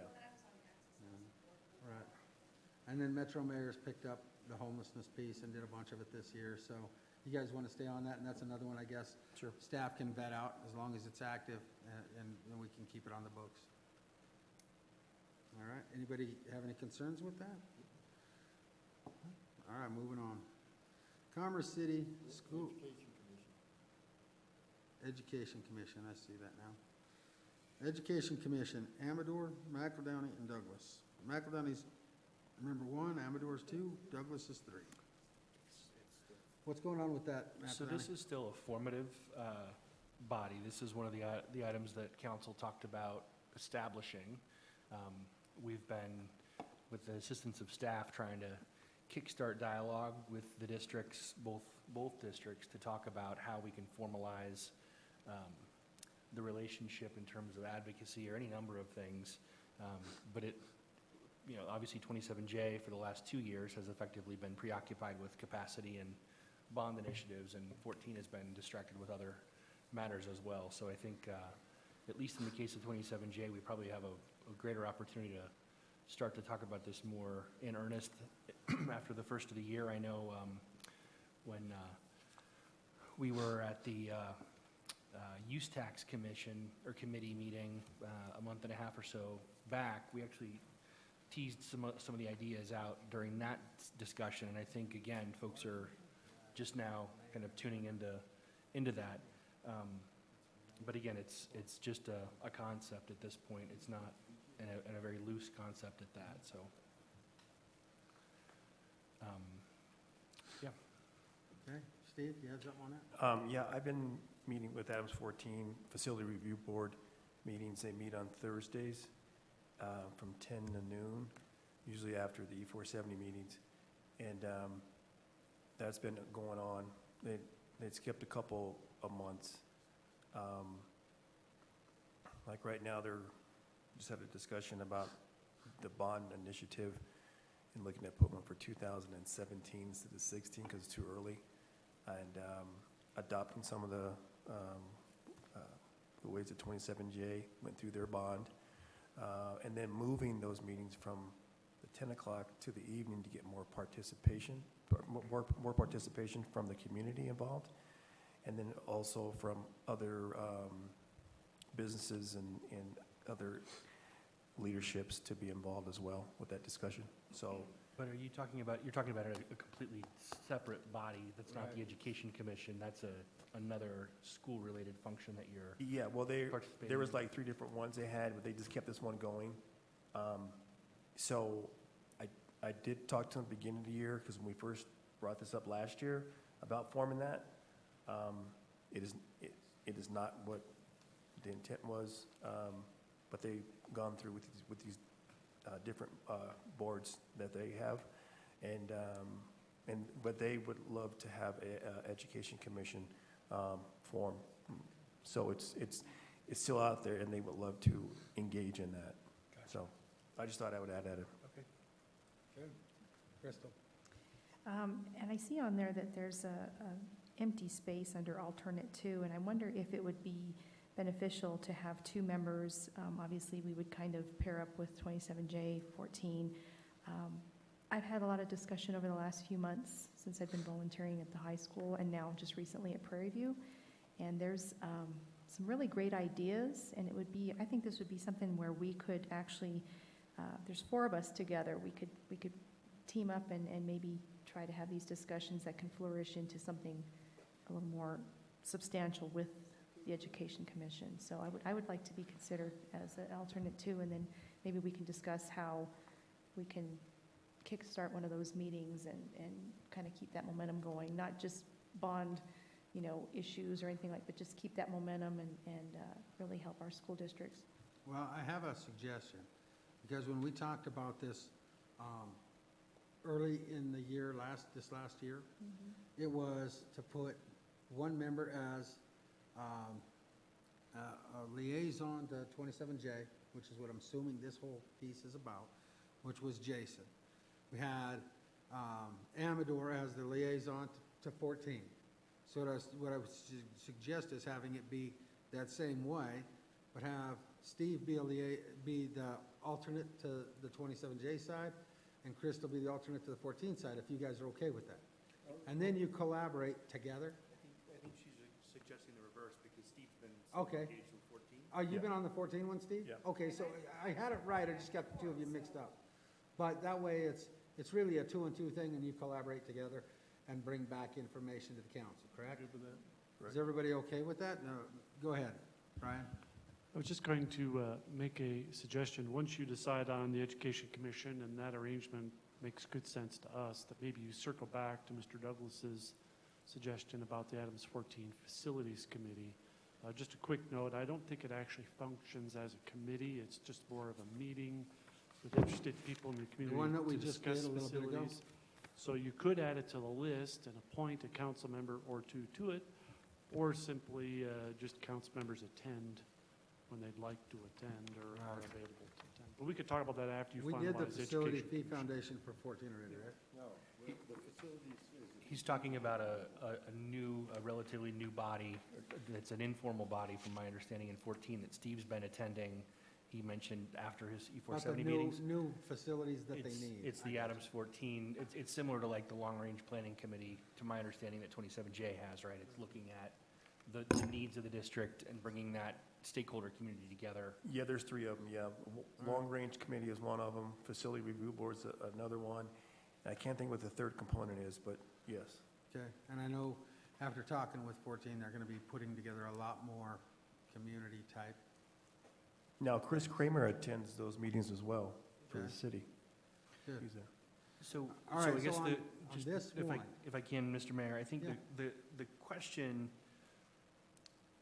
when we look at these appointments, by and large, these are formal bodies that exist Right. in the world and have a space that is designated for a member to represent Commerce City. I would agree.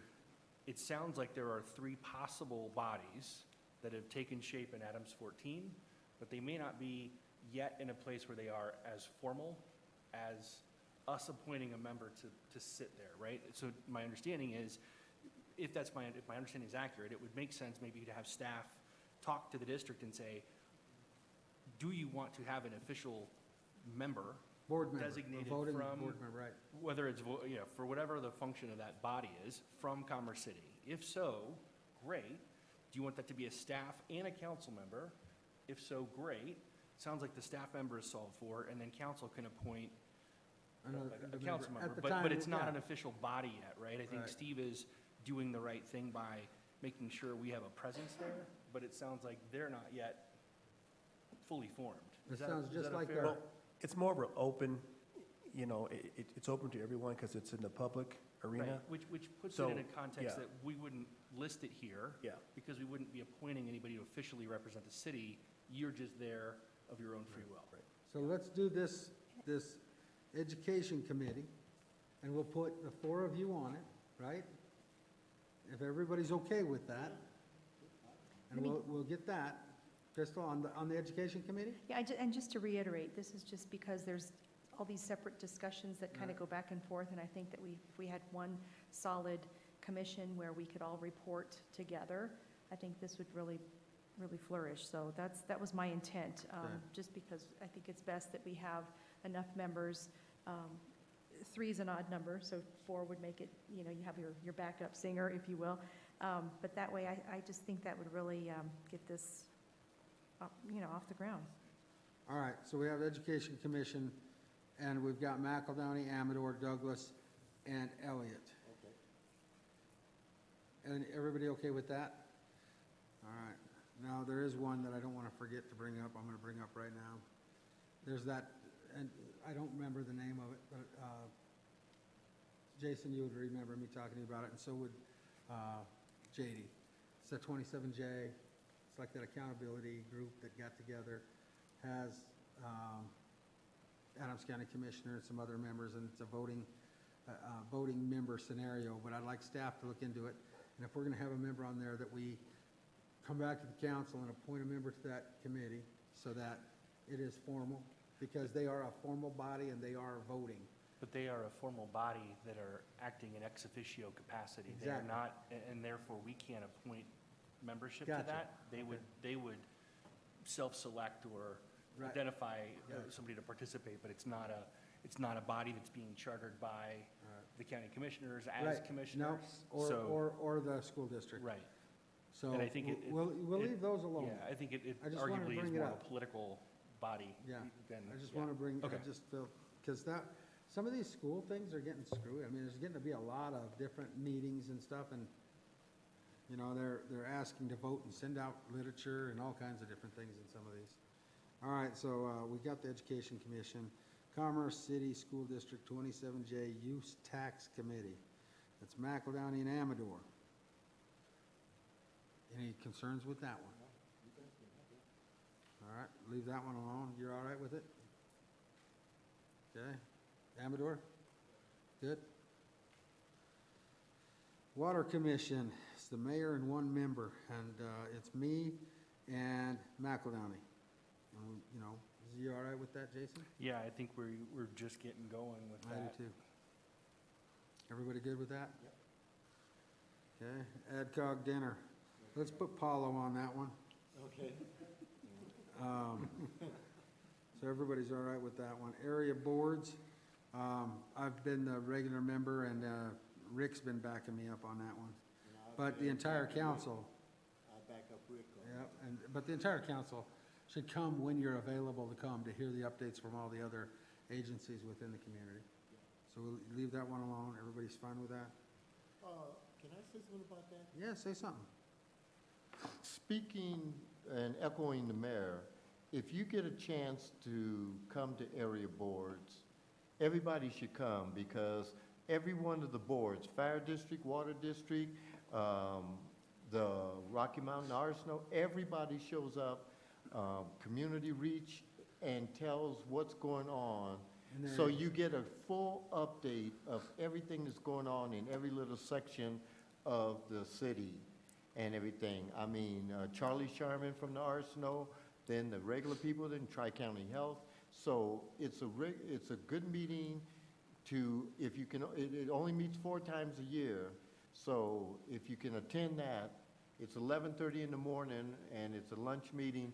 And we, It rotates. we rotate to the different spots, either the Water District, the Fire District here, School or district. school. So if you can make it, it would be a great meeting for everybody to attend. Okay. Memorial Day Parade Advisory Committee. We've got Douglas and Elliott. Anybody else want to be on that? No, we're good? I'll leave that one alone. All right. Does that cover all of them? Bob? I think it would be a good idea to have airport coordinating committee added, because that noise committee is really something that is a little bit different than the coordinating committee in general. And that airport coordinating committee is going to continue to operate, because we've got, going to have regular meetings set And up. I think that's what we discussed, was changing the name of the Adams Well, County Noise one to Airport Coordinating Committee. Is that what We'll you have to do a decided? we'll have to do a little homework. That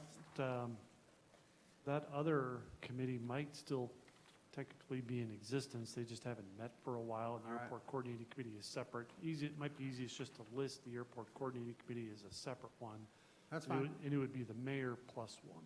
The Me and noise Rick. committee does still meet, because anytime they have an infraction, it does still meet, because anytime they have an infraction, noise infraction, that committee is the one that finds out what city it was in, and if they're going to send a notice to Denver for a fine. Well, I don't think so. That's where we rolled it in, because Northland had those Right. violations. We took care of it at the Airport The Coordinating last time there Committee. were noise violations, the airport coordinating committee Took handled care it. of it. So we better investigate that a Yeah. little bit Check further into and see that. what its purpose is. But I think you ought to have airport coordinating committee designated. as We got such. that. That's being added. Okay, It'll be me and Rick, okay. and then put me and Rick on the other one, because I think they're the Right. same. And when you find out, you can just pull one off. How's that? All right? All right, that looks like we've went through all of them. Is everybody okay with it? Anybody got changes? Steve? Yes, there's a one that was just created this year, the Northeast Transportation Connection.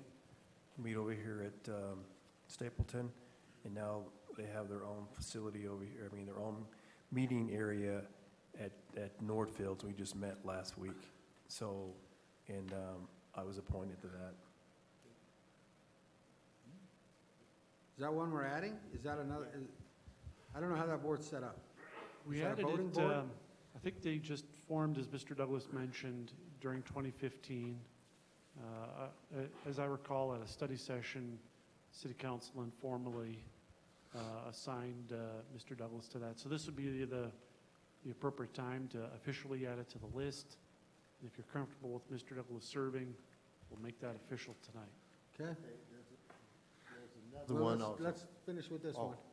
So is everybody okay with adding that to the list and having Douglas as the representative? Okay. All right. What's the name of it? It's a Northeast Transportation Connection. Okay.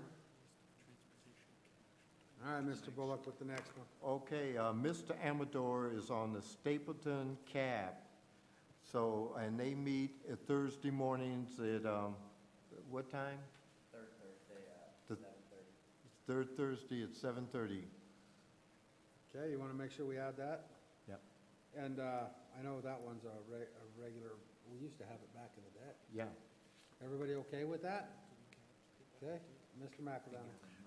This is just a general comment in terms of this, this list. As we get this made whole, I think it would be helpful if we add a column that provides a more official definition of what each of these are, because I feel like every time we do this, Yep. we're all trying to remember exactly what the mission of these bodies is, and I would go so far as to say we need to define who the sort of host or governing body is, right? So Dr. Cog is pretty obvious, that's Dr. Cog, but for each of these, who the sort of initiator is, maybe even so far as who the other members or actors are, so it gives a sense of who the players are, and then maybe we even add a category to these in an official capacity, right? To say, hey, this is transportation and planning related, hey, this is education related, so that they are categorized. I agree. And that way, we kind of clean this up, because I think the other piece to this is, once these are made whole, we should associate these to our profiles on the city website so that there's an official sort of, the public can go and see what, other duties we are, carrying out as a council member. I know in some communities, I've seen that, and I don't know that we've done that. Did we change that? I don't think so. Okay. Not yet. But I know I've seen, other communities do that where they list out those committee and commission assignments. So that was my comment. Good. I agree. Renee? One last board, the Friends of the Front Range Refuges, which is oversees Rocky Mountain Arsenal and Rocky Flats. Programming. And programming and everything, and I am the member on that board and everything. And if any of you want to get on that board, just let me know. We're looking for members. Okay, we meet the third Thursday of every month from 4 o'clock at the Arsenal and the Visitor Center. Is there a limit on the number of members? No, a matter of fact, we're looking for So we want to board do members. regular member, Bullock, alternate, or do you need another board member? We need another board member. If you come on, Wanna do it you then? come on as a working board You want member. to do it too? Paula wants to do it as well. Okay, you will come on as a working board member. Okay, so 3 board members? And we do work. This is an actual working board. Because they're conducting business, not city business. They'll love me. Everything okay? All right, Friends of the Front Range. Wildlife refuges. Wildlife. Mhm. Friends of the Front Range, and it'll be Renee, Paulo, and Crystal. Third Thursday of every month at 4 o'clock at the Visitor Center. And get there before 4, because the Visitor Center closes at 4, and then they lock the door, and we have our meetings behind locked doors. I used to do that. But you can get out, you just can't get in. I used to serve on that board with Renee for a few years. So it's a good board. They do a lot. All right, any concerns about that? Everybody's good with that one? Mr. Mayor? Yes, sir. Just to follow up on Councilman McEldowney's comment, after this gets settled every 2 years, we always meet as a staff and go through what we call a regional meeting board list. So to follow up on your comment, we can also add who the staff person is that is primarily responsible for supporting you on all of these efforts. And we, try to take notes, and I know in the case of Dr. Cog, give you a heads up about agendas and so forth, so we can definitely do that as well. Thanks, that was in my head, but I didn't say it, so thanks. Thank you. All right, all of it's done, everybody's good. No additional committees that anybody can think of right now? All right, I need a motion to approve the list as we just went through it. Let me see my lights here. Mr. Douglas? Yes, make a motion to approve the 2016 committee appointments. Thank you. Mr. McEldowney?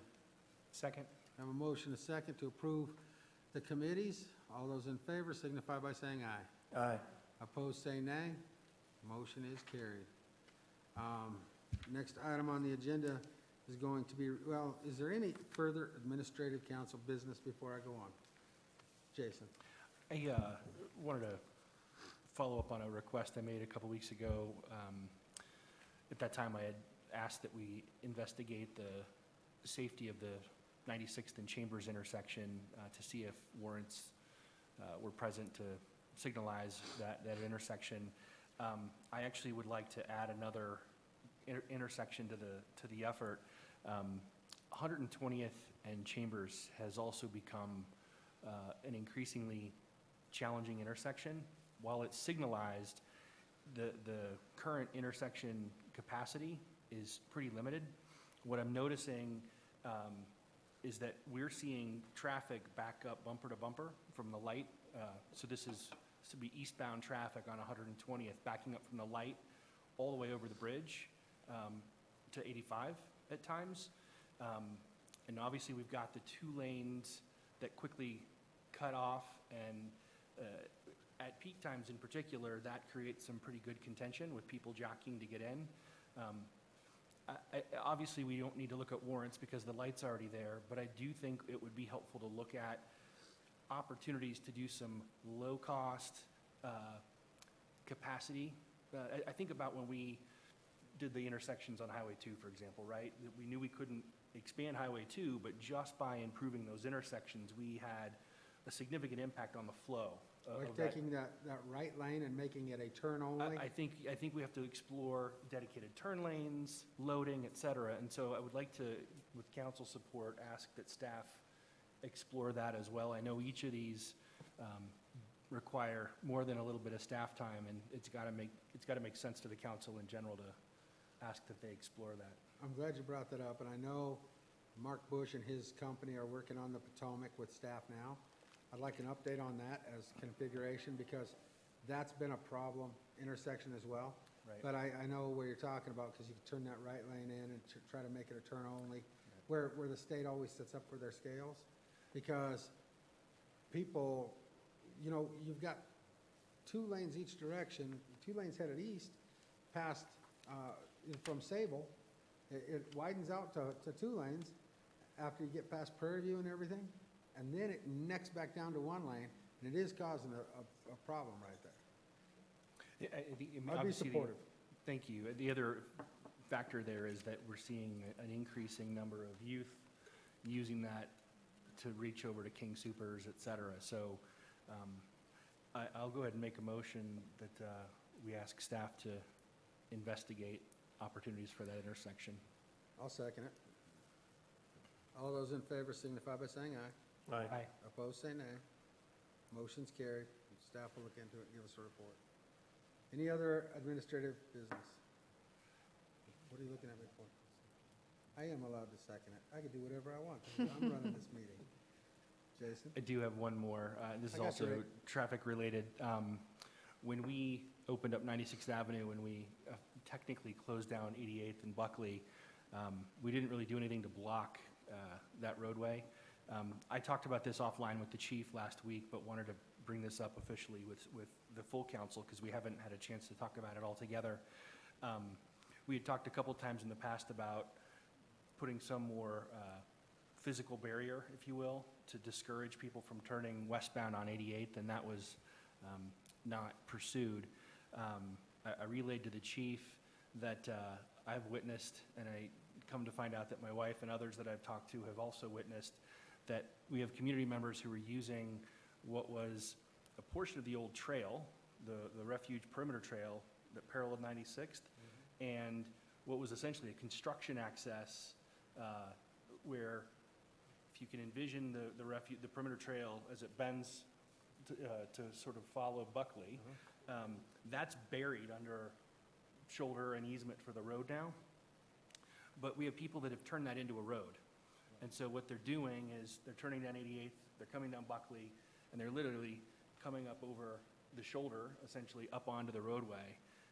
I witnessed a guy doing it with snow on the ground, four-wheel drive, and I thought, well, maybe he's just an idiot, and that is a technical term, using that road. I mentioned it to my wife in passing, and she says, oh, I see that all the time when she comes down 96 to go get her daughter.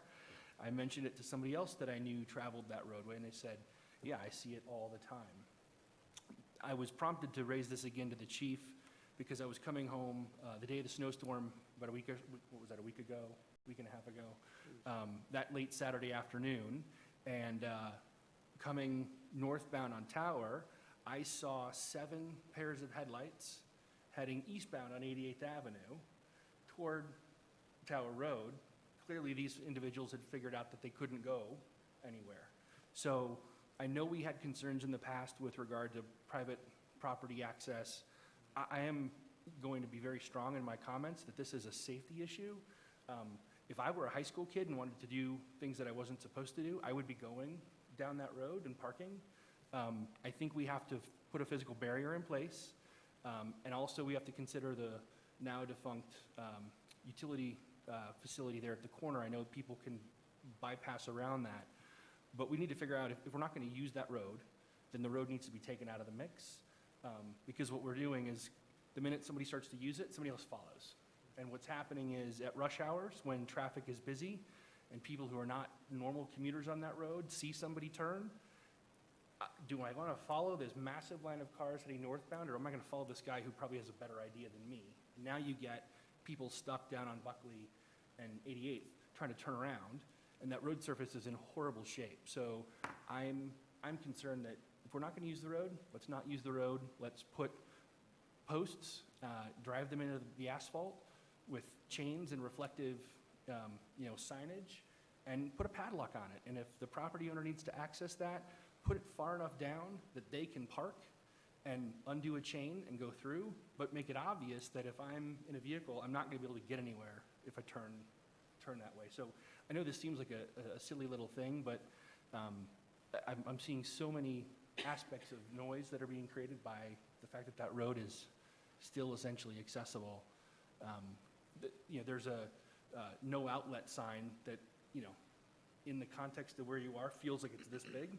Nobody sees it, right? I mean, if you're at speed or if it's dark, you don't see it. It's not like you're in a neighborhood and you see the yellow, diamond and it says no outlet and you figure out I don't want to go down that road. The sign's not appropriately sized for the context of where you need to see it.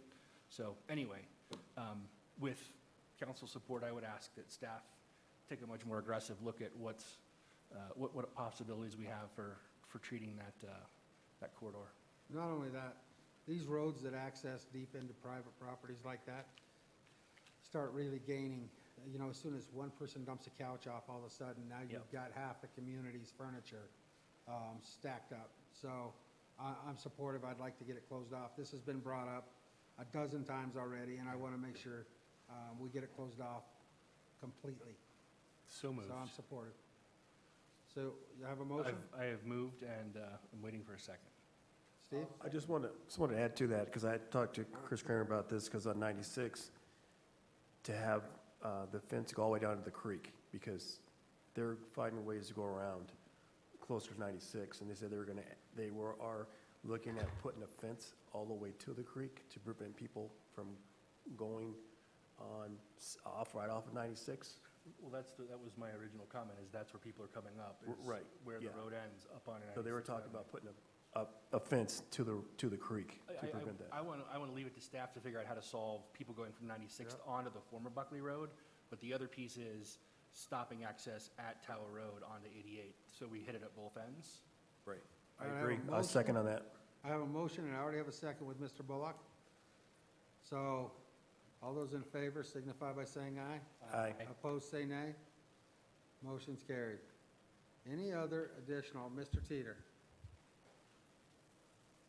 Administrative council business. Yes, thank you, Mayor. Brian, at the light at 69th and 85, is that our light we can take care of? I'm assuming that's under CDOT's jurisdiction, but if it's not functioning correctly, we'll make sure to get word to them to Okay. address it. If you're sitting in the eastbound side of 96 at the firehouse there, if there's nobody on the westbound, on the other side facing you, that light will not cycle. If there's somebody on the other side, on the Ace Hardware side, that light will cycle on the west side, but so it needs a little tweak in there. Those people will sit there for like 3 or 4 lights and then run it. Okay, you got that one, Brad? Councilwoman Elliott, you had one? Yes, thank you, Mayor. And yes, I experience that on a regular basis at a particular intersection, and what I have found is that there's the sign a big sign that says no turn on red, and people will just turn right, just so they could avoid sitting through another one or two lights. I wanted to inquire, I've noticed this over the last, I think this is probably going on the second week, and unfortunately I don't have the name of the company, because every time I've ever passed by, it's not been a convenient time for me to stop, but there's a makeshift cellular phone sale going on at the intersection of 72nd and Colorado Boulevard, right directly in front of the Adams County Human Services Building. And so I've noticed, and again, you know, you're going 30, 35 miles an hour and you're trying to capture what's going on, but every time I've come back, if it's later in the day, they're no longer there. But they do have people that are standing at this table, and you could tell it's, you know, their cell phones, but I'm just wondering, that's not allowed, is it? I mean, they would have to have pulled some type of special permit, I would think, but even then, a pop-up cell phone store is not something, I mean, they're targeting all the people that go into that particular building, which that building is very, very busy. That parking lot is usually very full. So I just wanted to see if someone can check into that. I noticed that today, but again, I was passing by and I didn't have a chance to stop, so thank you. Okay, thanks. Any other additional administrative council business? Seeing none. Yes. Oh, Steve. Go ahead. Thank you. Yeah, you know, we just had 2 rounds of a snowstorm. The first one was December 12th, the other one was December 15th, last Tuesday. And prior to that Tuesday and that Saturday, that was Minglewood Kringle Day. The snow started and their plows were out early. No significant snow, I mean, like it was on the 15th.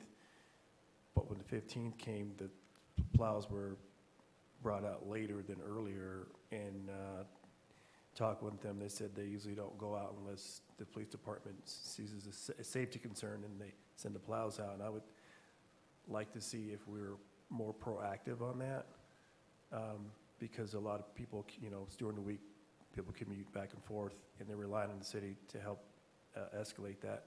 And it seemed like we were behind the 8 ball on last Tuesday. We have, and Mayor Ford knows this better than most, we have quite a detailed snow operations plan that goes well beyond simply waiting for the police department to call the plows out. So we'd be happy to share that updated snow plan with you. Okay, I guess it would, because hear from the citizens, and you know, we'd greatly like to know what those plans are. Second thing is, I know over at the Municipal Service Center, we have new police cars and public work trucks that have not been prepped yet to be used. And could you give us a time when those police vehicles and trucks are going to be prepped so they could be in use for 2016? Sure, those are all vehicles that I'm assuming are replacing existing vehicles. So folks are not without vehicles, they just haven't been put in Right. service, and older vehicles haven't been taken out of service yet. And they've been there for months. I mean, I saw them back in the summertime, police vehicles, and here we are, December. And then I know that. That would not be normal for new vehicles to be there for weeks on end, waiting to be put into service, so we could certainly check. Mm-hmm. Okay, because I see them against the fence, and that's what I was told. Also at the MS Service Center, I know that it's planned to have a catwalk there to clean the vehicles. Because right now they're taking them over to tail feathers that have washed. You know, I want to be careful that we don't get into staff operations, but I will tell you that I know that there's an outside wash bay for the public works to use, their big trucks, stuff like that. And there also is for the police cars. But when it gets cold and it's freezing on the cars outside and stuff, I know they do go over and use tail feathers, use the automatic wash, or use the heated bay because it's an outside wash with no coverage at Public Works. And I just want to make sure we don't get into micromanaging staff on how they service the equipment. I understand your concerns, and I do have a comment on the snowstorm. You know, I did plow snow for the city for about 10 years and was a a supervisor on a snow crew. And when I saw this last storm, the plows got out early, they were getting things cleaned up, but then the next morning, when I was driving into here, and I noticed that I didn't see any plows. And I don't know, I thought, well, I'm gonna give them the benefit of the doubt, maybe they're out there. But the way, Steve, that it always worked when we had a storm, especially a storm of significance like with this last one that we had, plows would come out and continue to work on the roads until all of the roads were widened out and the roads were safe. I noticed that next day, there were a lot of roads that had not been widened out. Matter of fact, the turn lane on 104th tonight, coming here, the snow is still pushed out into the road to where going east on 104th to take the turn lane to get on Highway 2, still had a lot of snow in it. But our supervisors like Leonard Eads and Sam Hoover and those guys would go out and check the streets and make sure that all of the roads, priority 1, 2, and 3, were widened up and safe before the plows were pulled off the streets. And I don't know if that's how it is today or not, but I was concerned that the heat of the day had made things slushy and it would be easy to remove, and I didn't see plows. And I didn't know why we weren't getting the stuff off the road so that it could dry so we wouldn't have black ice. And that seemed to be a concern for me. Just as a past plow operator, I don't want to, or by no means am I trying to throw Public Works under the bus. I'm just saying I didn't notice that, and I don't know if there's been changes in the snow plan, but if there has, I'd like to know what they are, because I noticed that it was still, that next day, there was still quite a bit of safety concern. I'll leave it at that. Jason? Yeah, I'll echo the mayor's comments. I don't want to micromanage the snow plan, but I would like to also hear how it was executed, because there's certain patterns that you just expect to see following the storm, and there were Saturday, or Sunday, I guess it was, heading west on 104th, you could tell where a plow had maybe come out of Buffalo Mesa and onto 104th, but the stretch of 104th uphill from the turn into Buffalo Mesa all the way up to Reunion was untouched. And so what was happening is people were, coming down a fairly clear stretch westbound on 104th, and then encountering a segment where it was clearly not clear, and people were getting a little sketched out, and certainly could have been bad. But it seemed like either there weren't as many plows out, or people didn't come back and connect the dots on some of those standard routes, because I know we've got the tier 1, 2, 3 routes. But the other point I noticed, and we've been fortunate, we live next to on South Lawn Parkway is one of those routes that's always plowed as part of the tier 1. It got an early course, but they never came back and cut it again, and so there's actually still, to your point, a lot of snow there. So I don't know, to your point, if something has changed, but perhaps we just leave it at, it would be great to hear from staff on what's different about the plan or how it was executed, so we can field those questions. Because to Steve's point, I've always pointed folks directly to the snow plan and said, here's how it works, right? I mean, there's a logic to it, there's a prioritization in place, you can see the map, you can look at the color codes, but if that's not being executed as we understand it, then I don't want to point anybody to it until I'm clear on that. Okay. Right, and that's what I need to know, just how are we doing it now? One of the other things I noticed is these bellies that we have in different neighborhoods. I know River Run has a lot of them. I think Reunion has quite a few, where you're going one direction, and where you're crossing roads, there's the drainage dips. They get loaded up with ice, and people bust through and make big potholes. And I know we used to have, the crews would go through and clean those up. After all the roads were clear, they would try to do some of that mitigation where there was ice buildup. And I don't know if we're doing that, but I think it'd probably be good for the whole council to get an update on exactly what we're doing when we're plowing roads, so that we know what to expect. And I'll leave it at that. And then Steve, on stuff like the cars, I know that when they bring them new vehicles in, I worked in the traffic department. We had to do all the striping and put all the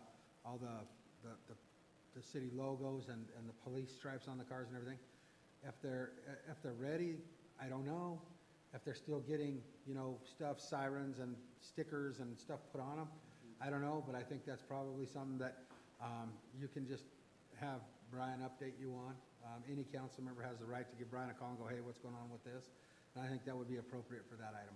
Right, and I'm not at all trying to micromanage management Sure. at all. It's just that we approved those purchase of those vehicles early on, and, you know, I will call you and we'll get together, and, because I do have some things I want to talk to you about that are related to that, and I'll let you look after that, and if I still see that that hasn't been taken care of, then I'll bring it to the council level. But other than that, though, you know, that's pretty much where I'm at. Thanks. Okay. Any other council administrative business? Mr. Teeter? Yes, on a positive note, Ryan, I had multiple people tell me how well Highway 2 was plowed this weekend.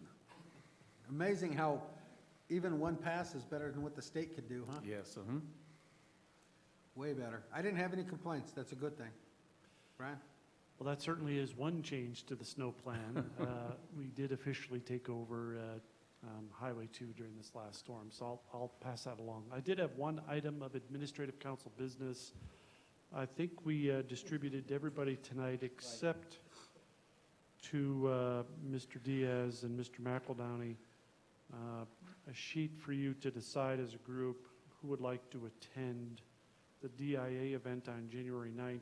We do think it's a good idea to buy the tickets this year. It's a limited availability event, and so you would be required to use discretionary funds.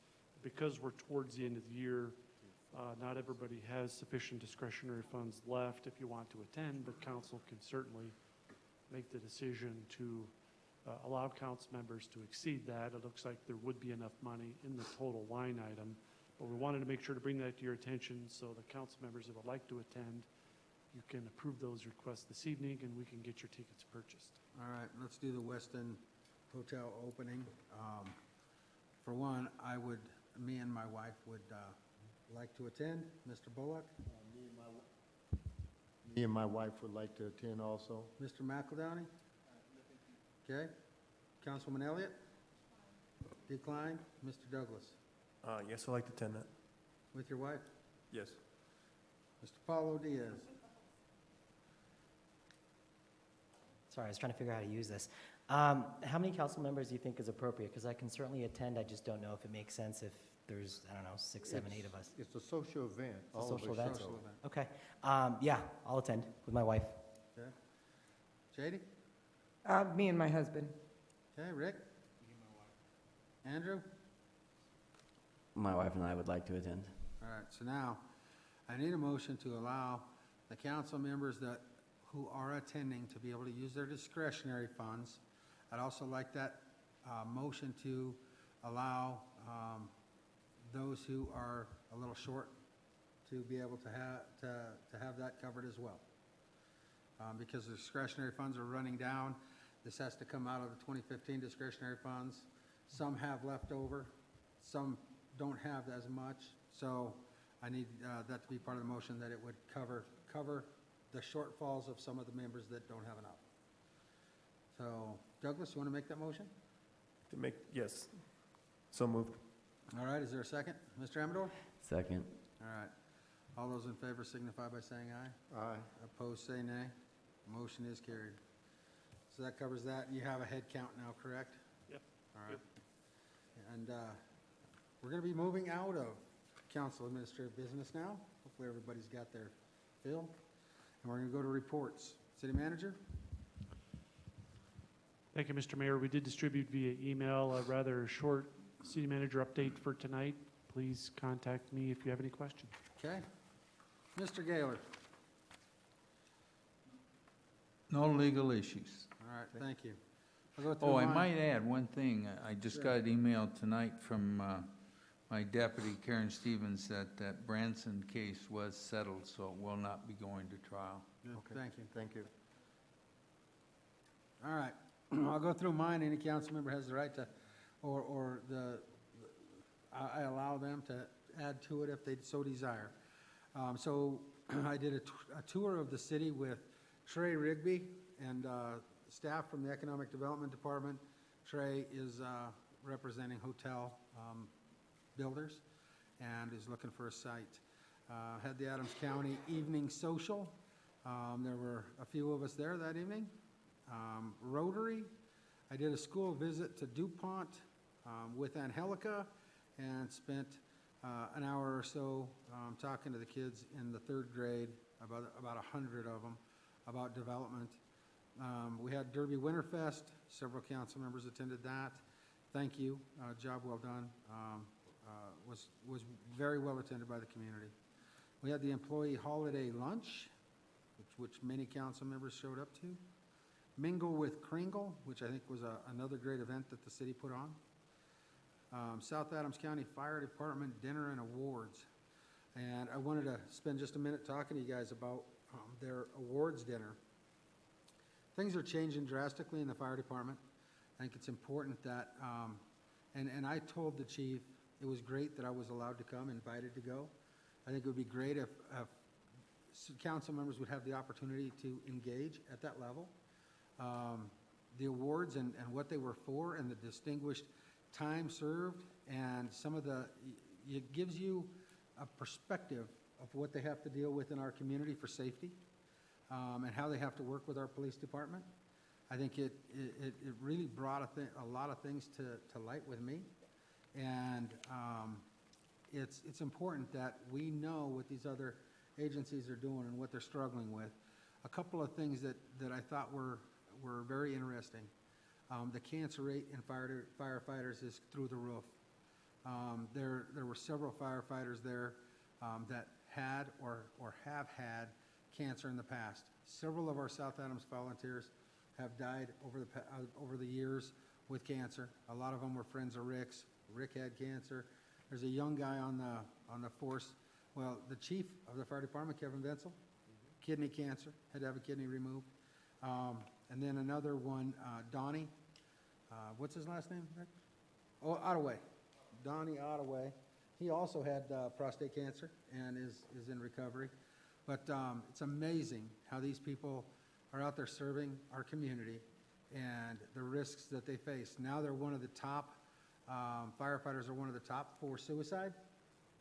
And now the department's having to purchase and do training for bulletproof vests for firefighters that'll go outside of their gear, their bunker gear, because of the risk of having to go into a active shooter situation to put out a fire or to assist in rescue.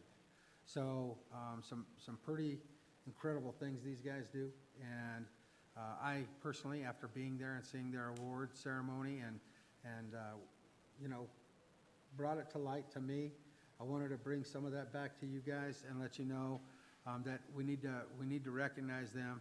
And I'd love to see some form of recognition from the city for that agency. You know, we do our police officers and stuff in-house, but I really think it'd be nice to say, hey, you know what, once a year, let's bring in the chief and some of the firefighters and tell them thanks because of what I learned. And, you know, you forget about it. In the day-to-day activities, you don't see what they see every day. And one of the things they said was, guess what?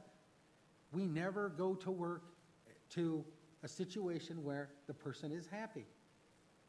It's always an unhappy situation, whether we're fighting a fire or helping injured people out of cars. So I personally want to recognize the fire department and thank them for allowing me to go. But I also ask that the council start engaging more in some of our outside partners in this community and to realize that it takes all these agencies to be a community like we're becoming. So with that said, thank you to the South Adams Fire District and to the Chief Venzel for inviting me.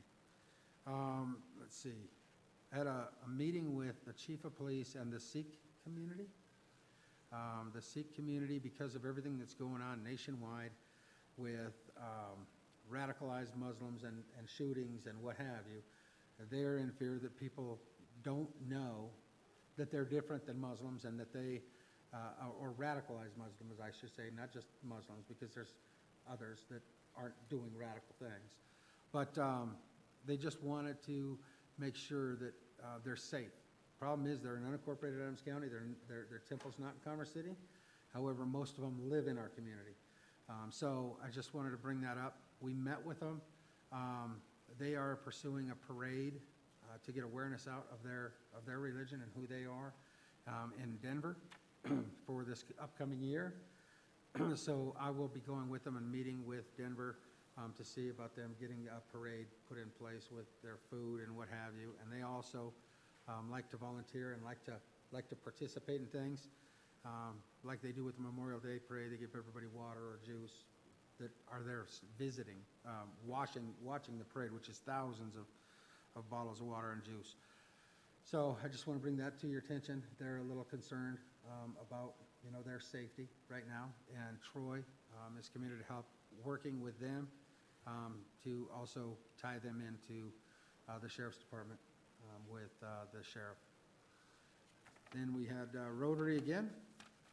I did take a phone call the other day. I came down to City Hall. I had to get a call from the auditors that audit the city every year. They go through things like, hey, have you noticed anything funny? Has there been problems with people stealing money? And, what is, of your knowledge, something we go through every year that the council probably doesn't realize. They call me and ask my perspective of the finance department, how things are being run. Of course, I haven't had any problems or any negative comments or anything of that nature. So I got that one taken care of, so we should be getting our audit back right after first of the year sometime. Correct? Spring? That's what I thought. Then myself and Renee participated in the Rotary Heart and Souls program. We were given so many families. One of my families had 7 kids. Renee had several families. And we go to Walmart and meet these families, and we buy shoes for their kids. Sometimes it's the only gift for the season that those kids receive, are those shoes that Rotary purchases. So it was a very fulfilling, great thing to do, and I want to thank Mr. Bullock for participating as well. Then I also attended the Santa visit at Mi Pueblo yesterday. Saturday, no, it was yesterday, before the Rotary Christmas party. I have to tell you, I was a little hesitant. They said, hey, can you come down? We're going to have Santa Claus. We want you to make an appearance. So I did go down, and the store is in much better shape than it was when it was Laborio. I was really impressed with what they've done with the store. But they had the whole one back corner of the store stacked with toys, and toys that I figure would range from $15 to $30 a piece. And I talked to the owner. He said they went down and got a hold of a warehouse in California. They purchased all of the toys and had them brought in. And every single kid that walked into Laborio's to see Santa Claus was given a toy of the value, I would say, average $20. And I thought that was pretty nice that store was doing that for people in our community.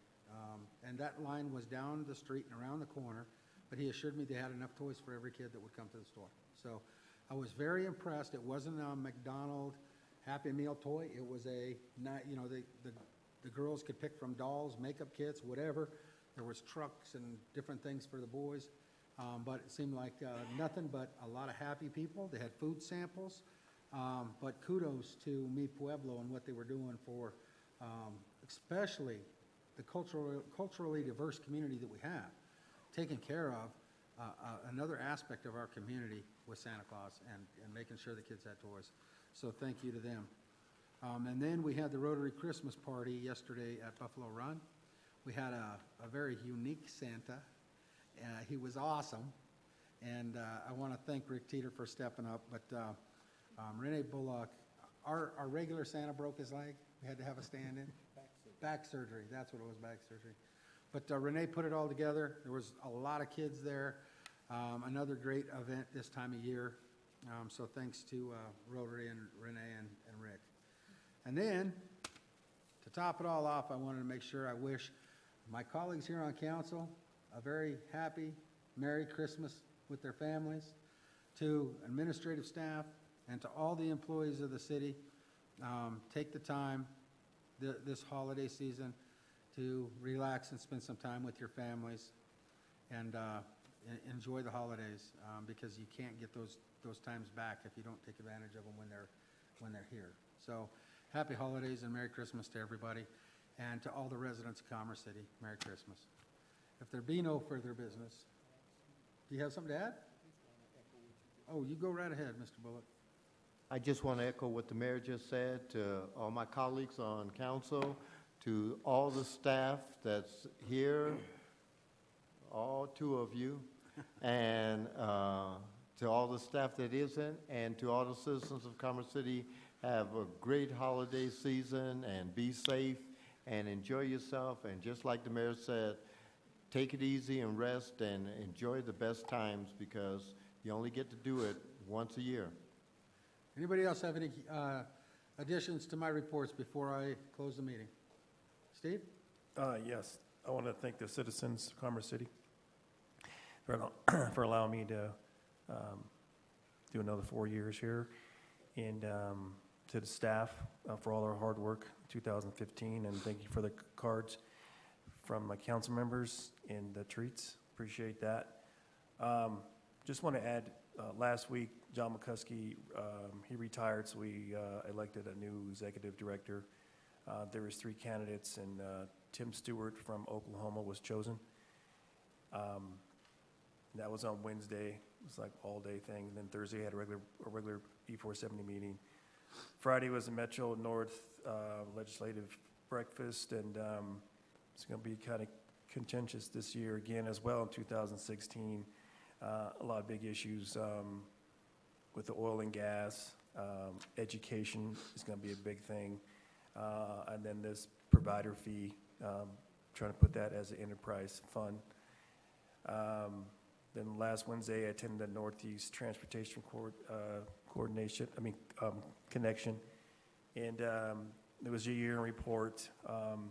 They're looking at getting some bike shelters that are made out of their storage units, and they're converting them to bike shelters. They use them up in Boulder. And they're trying to get it where if you have access to that, you ride a bike and use a bus or a light rail. One key will operate that no matter where you're at in the cities of Boulder or Denver. There was a presentation, this is a 303 Artway presentation. I would like to send that to the Cultural Council. It was a great presentation they had.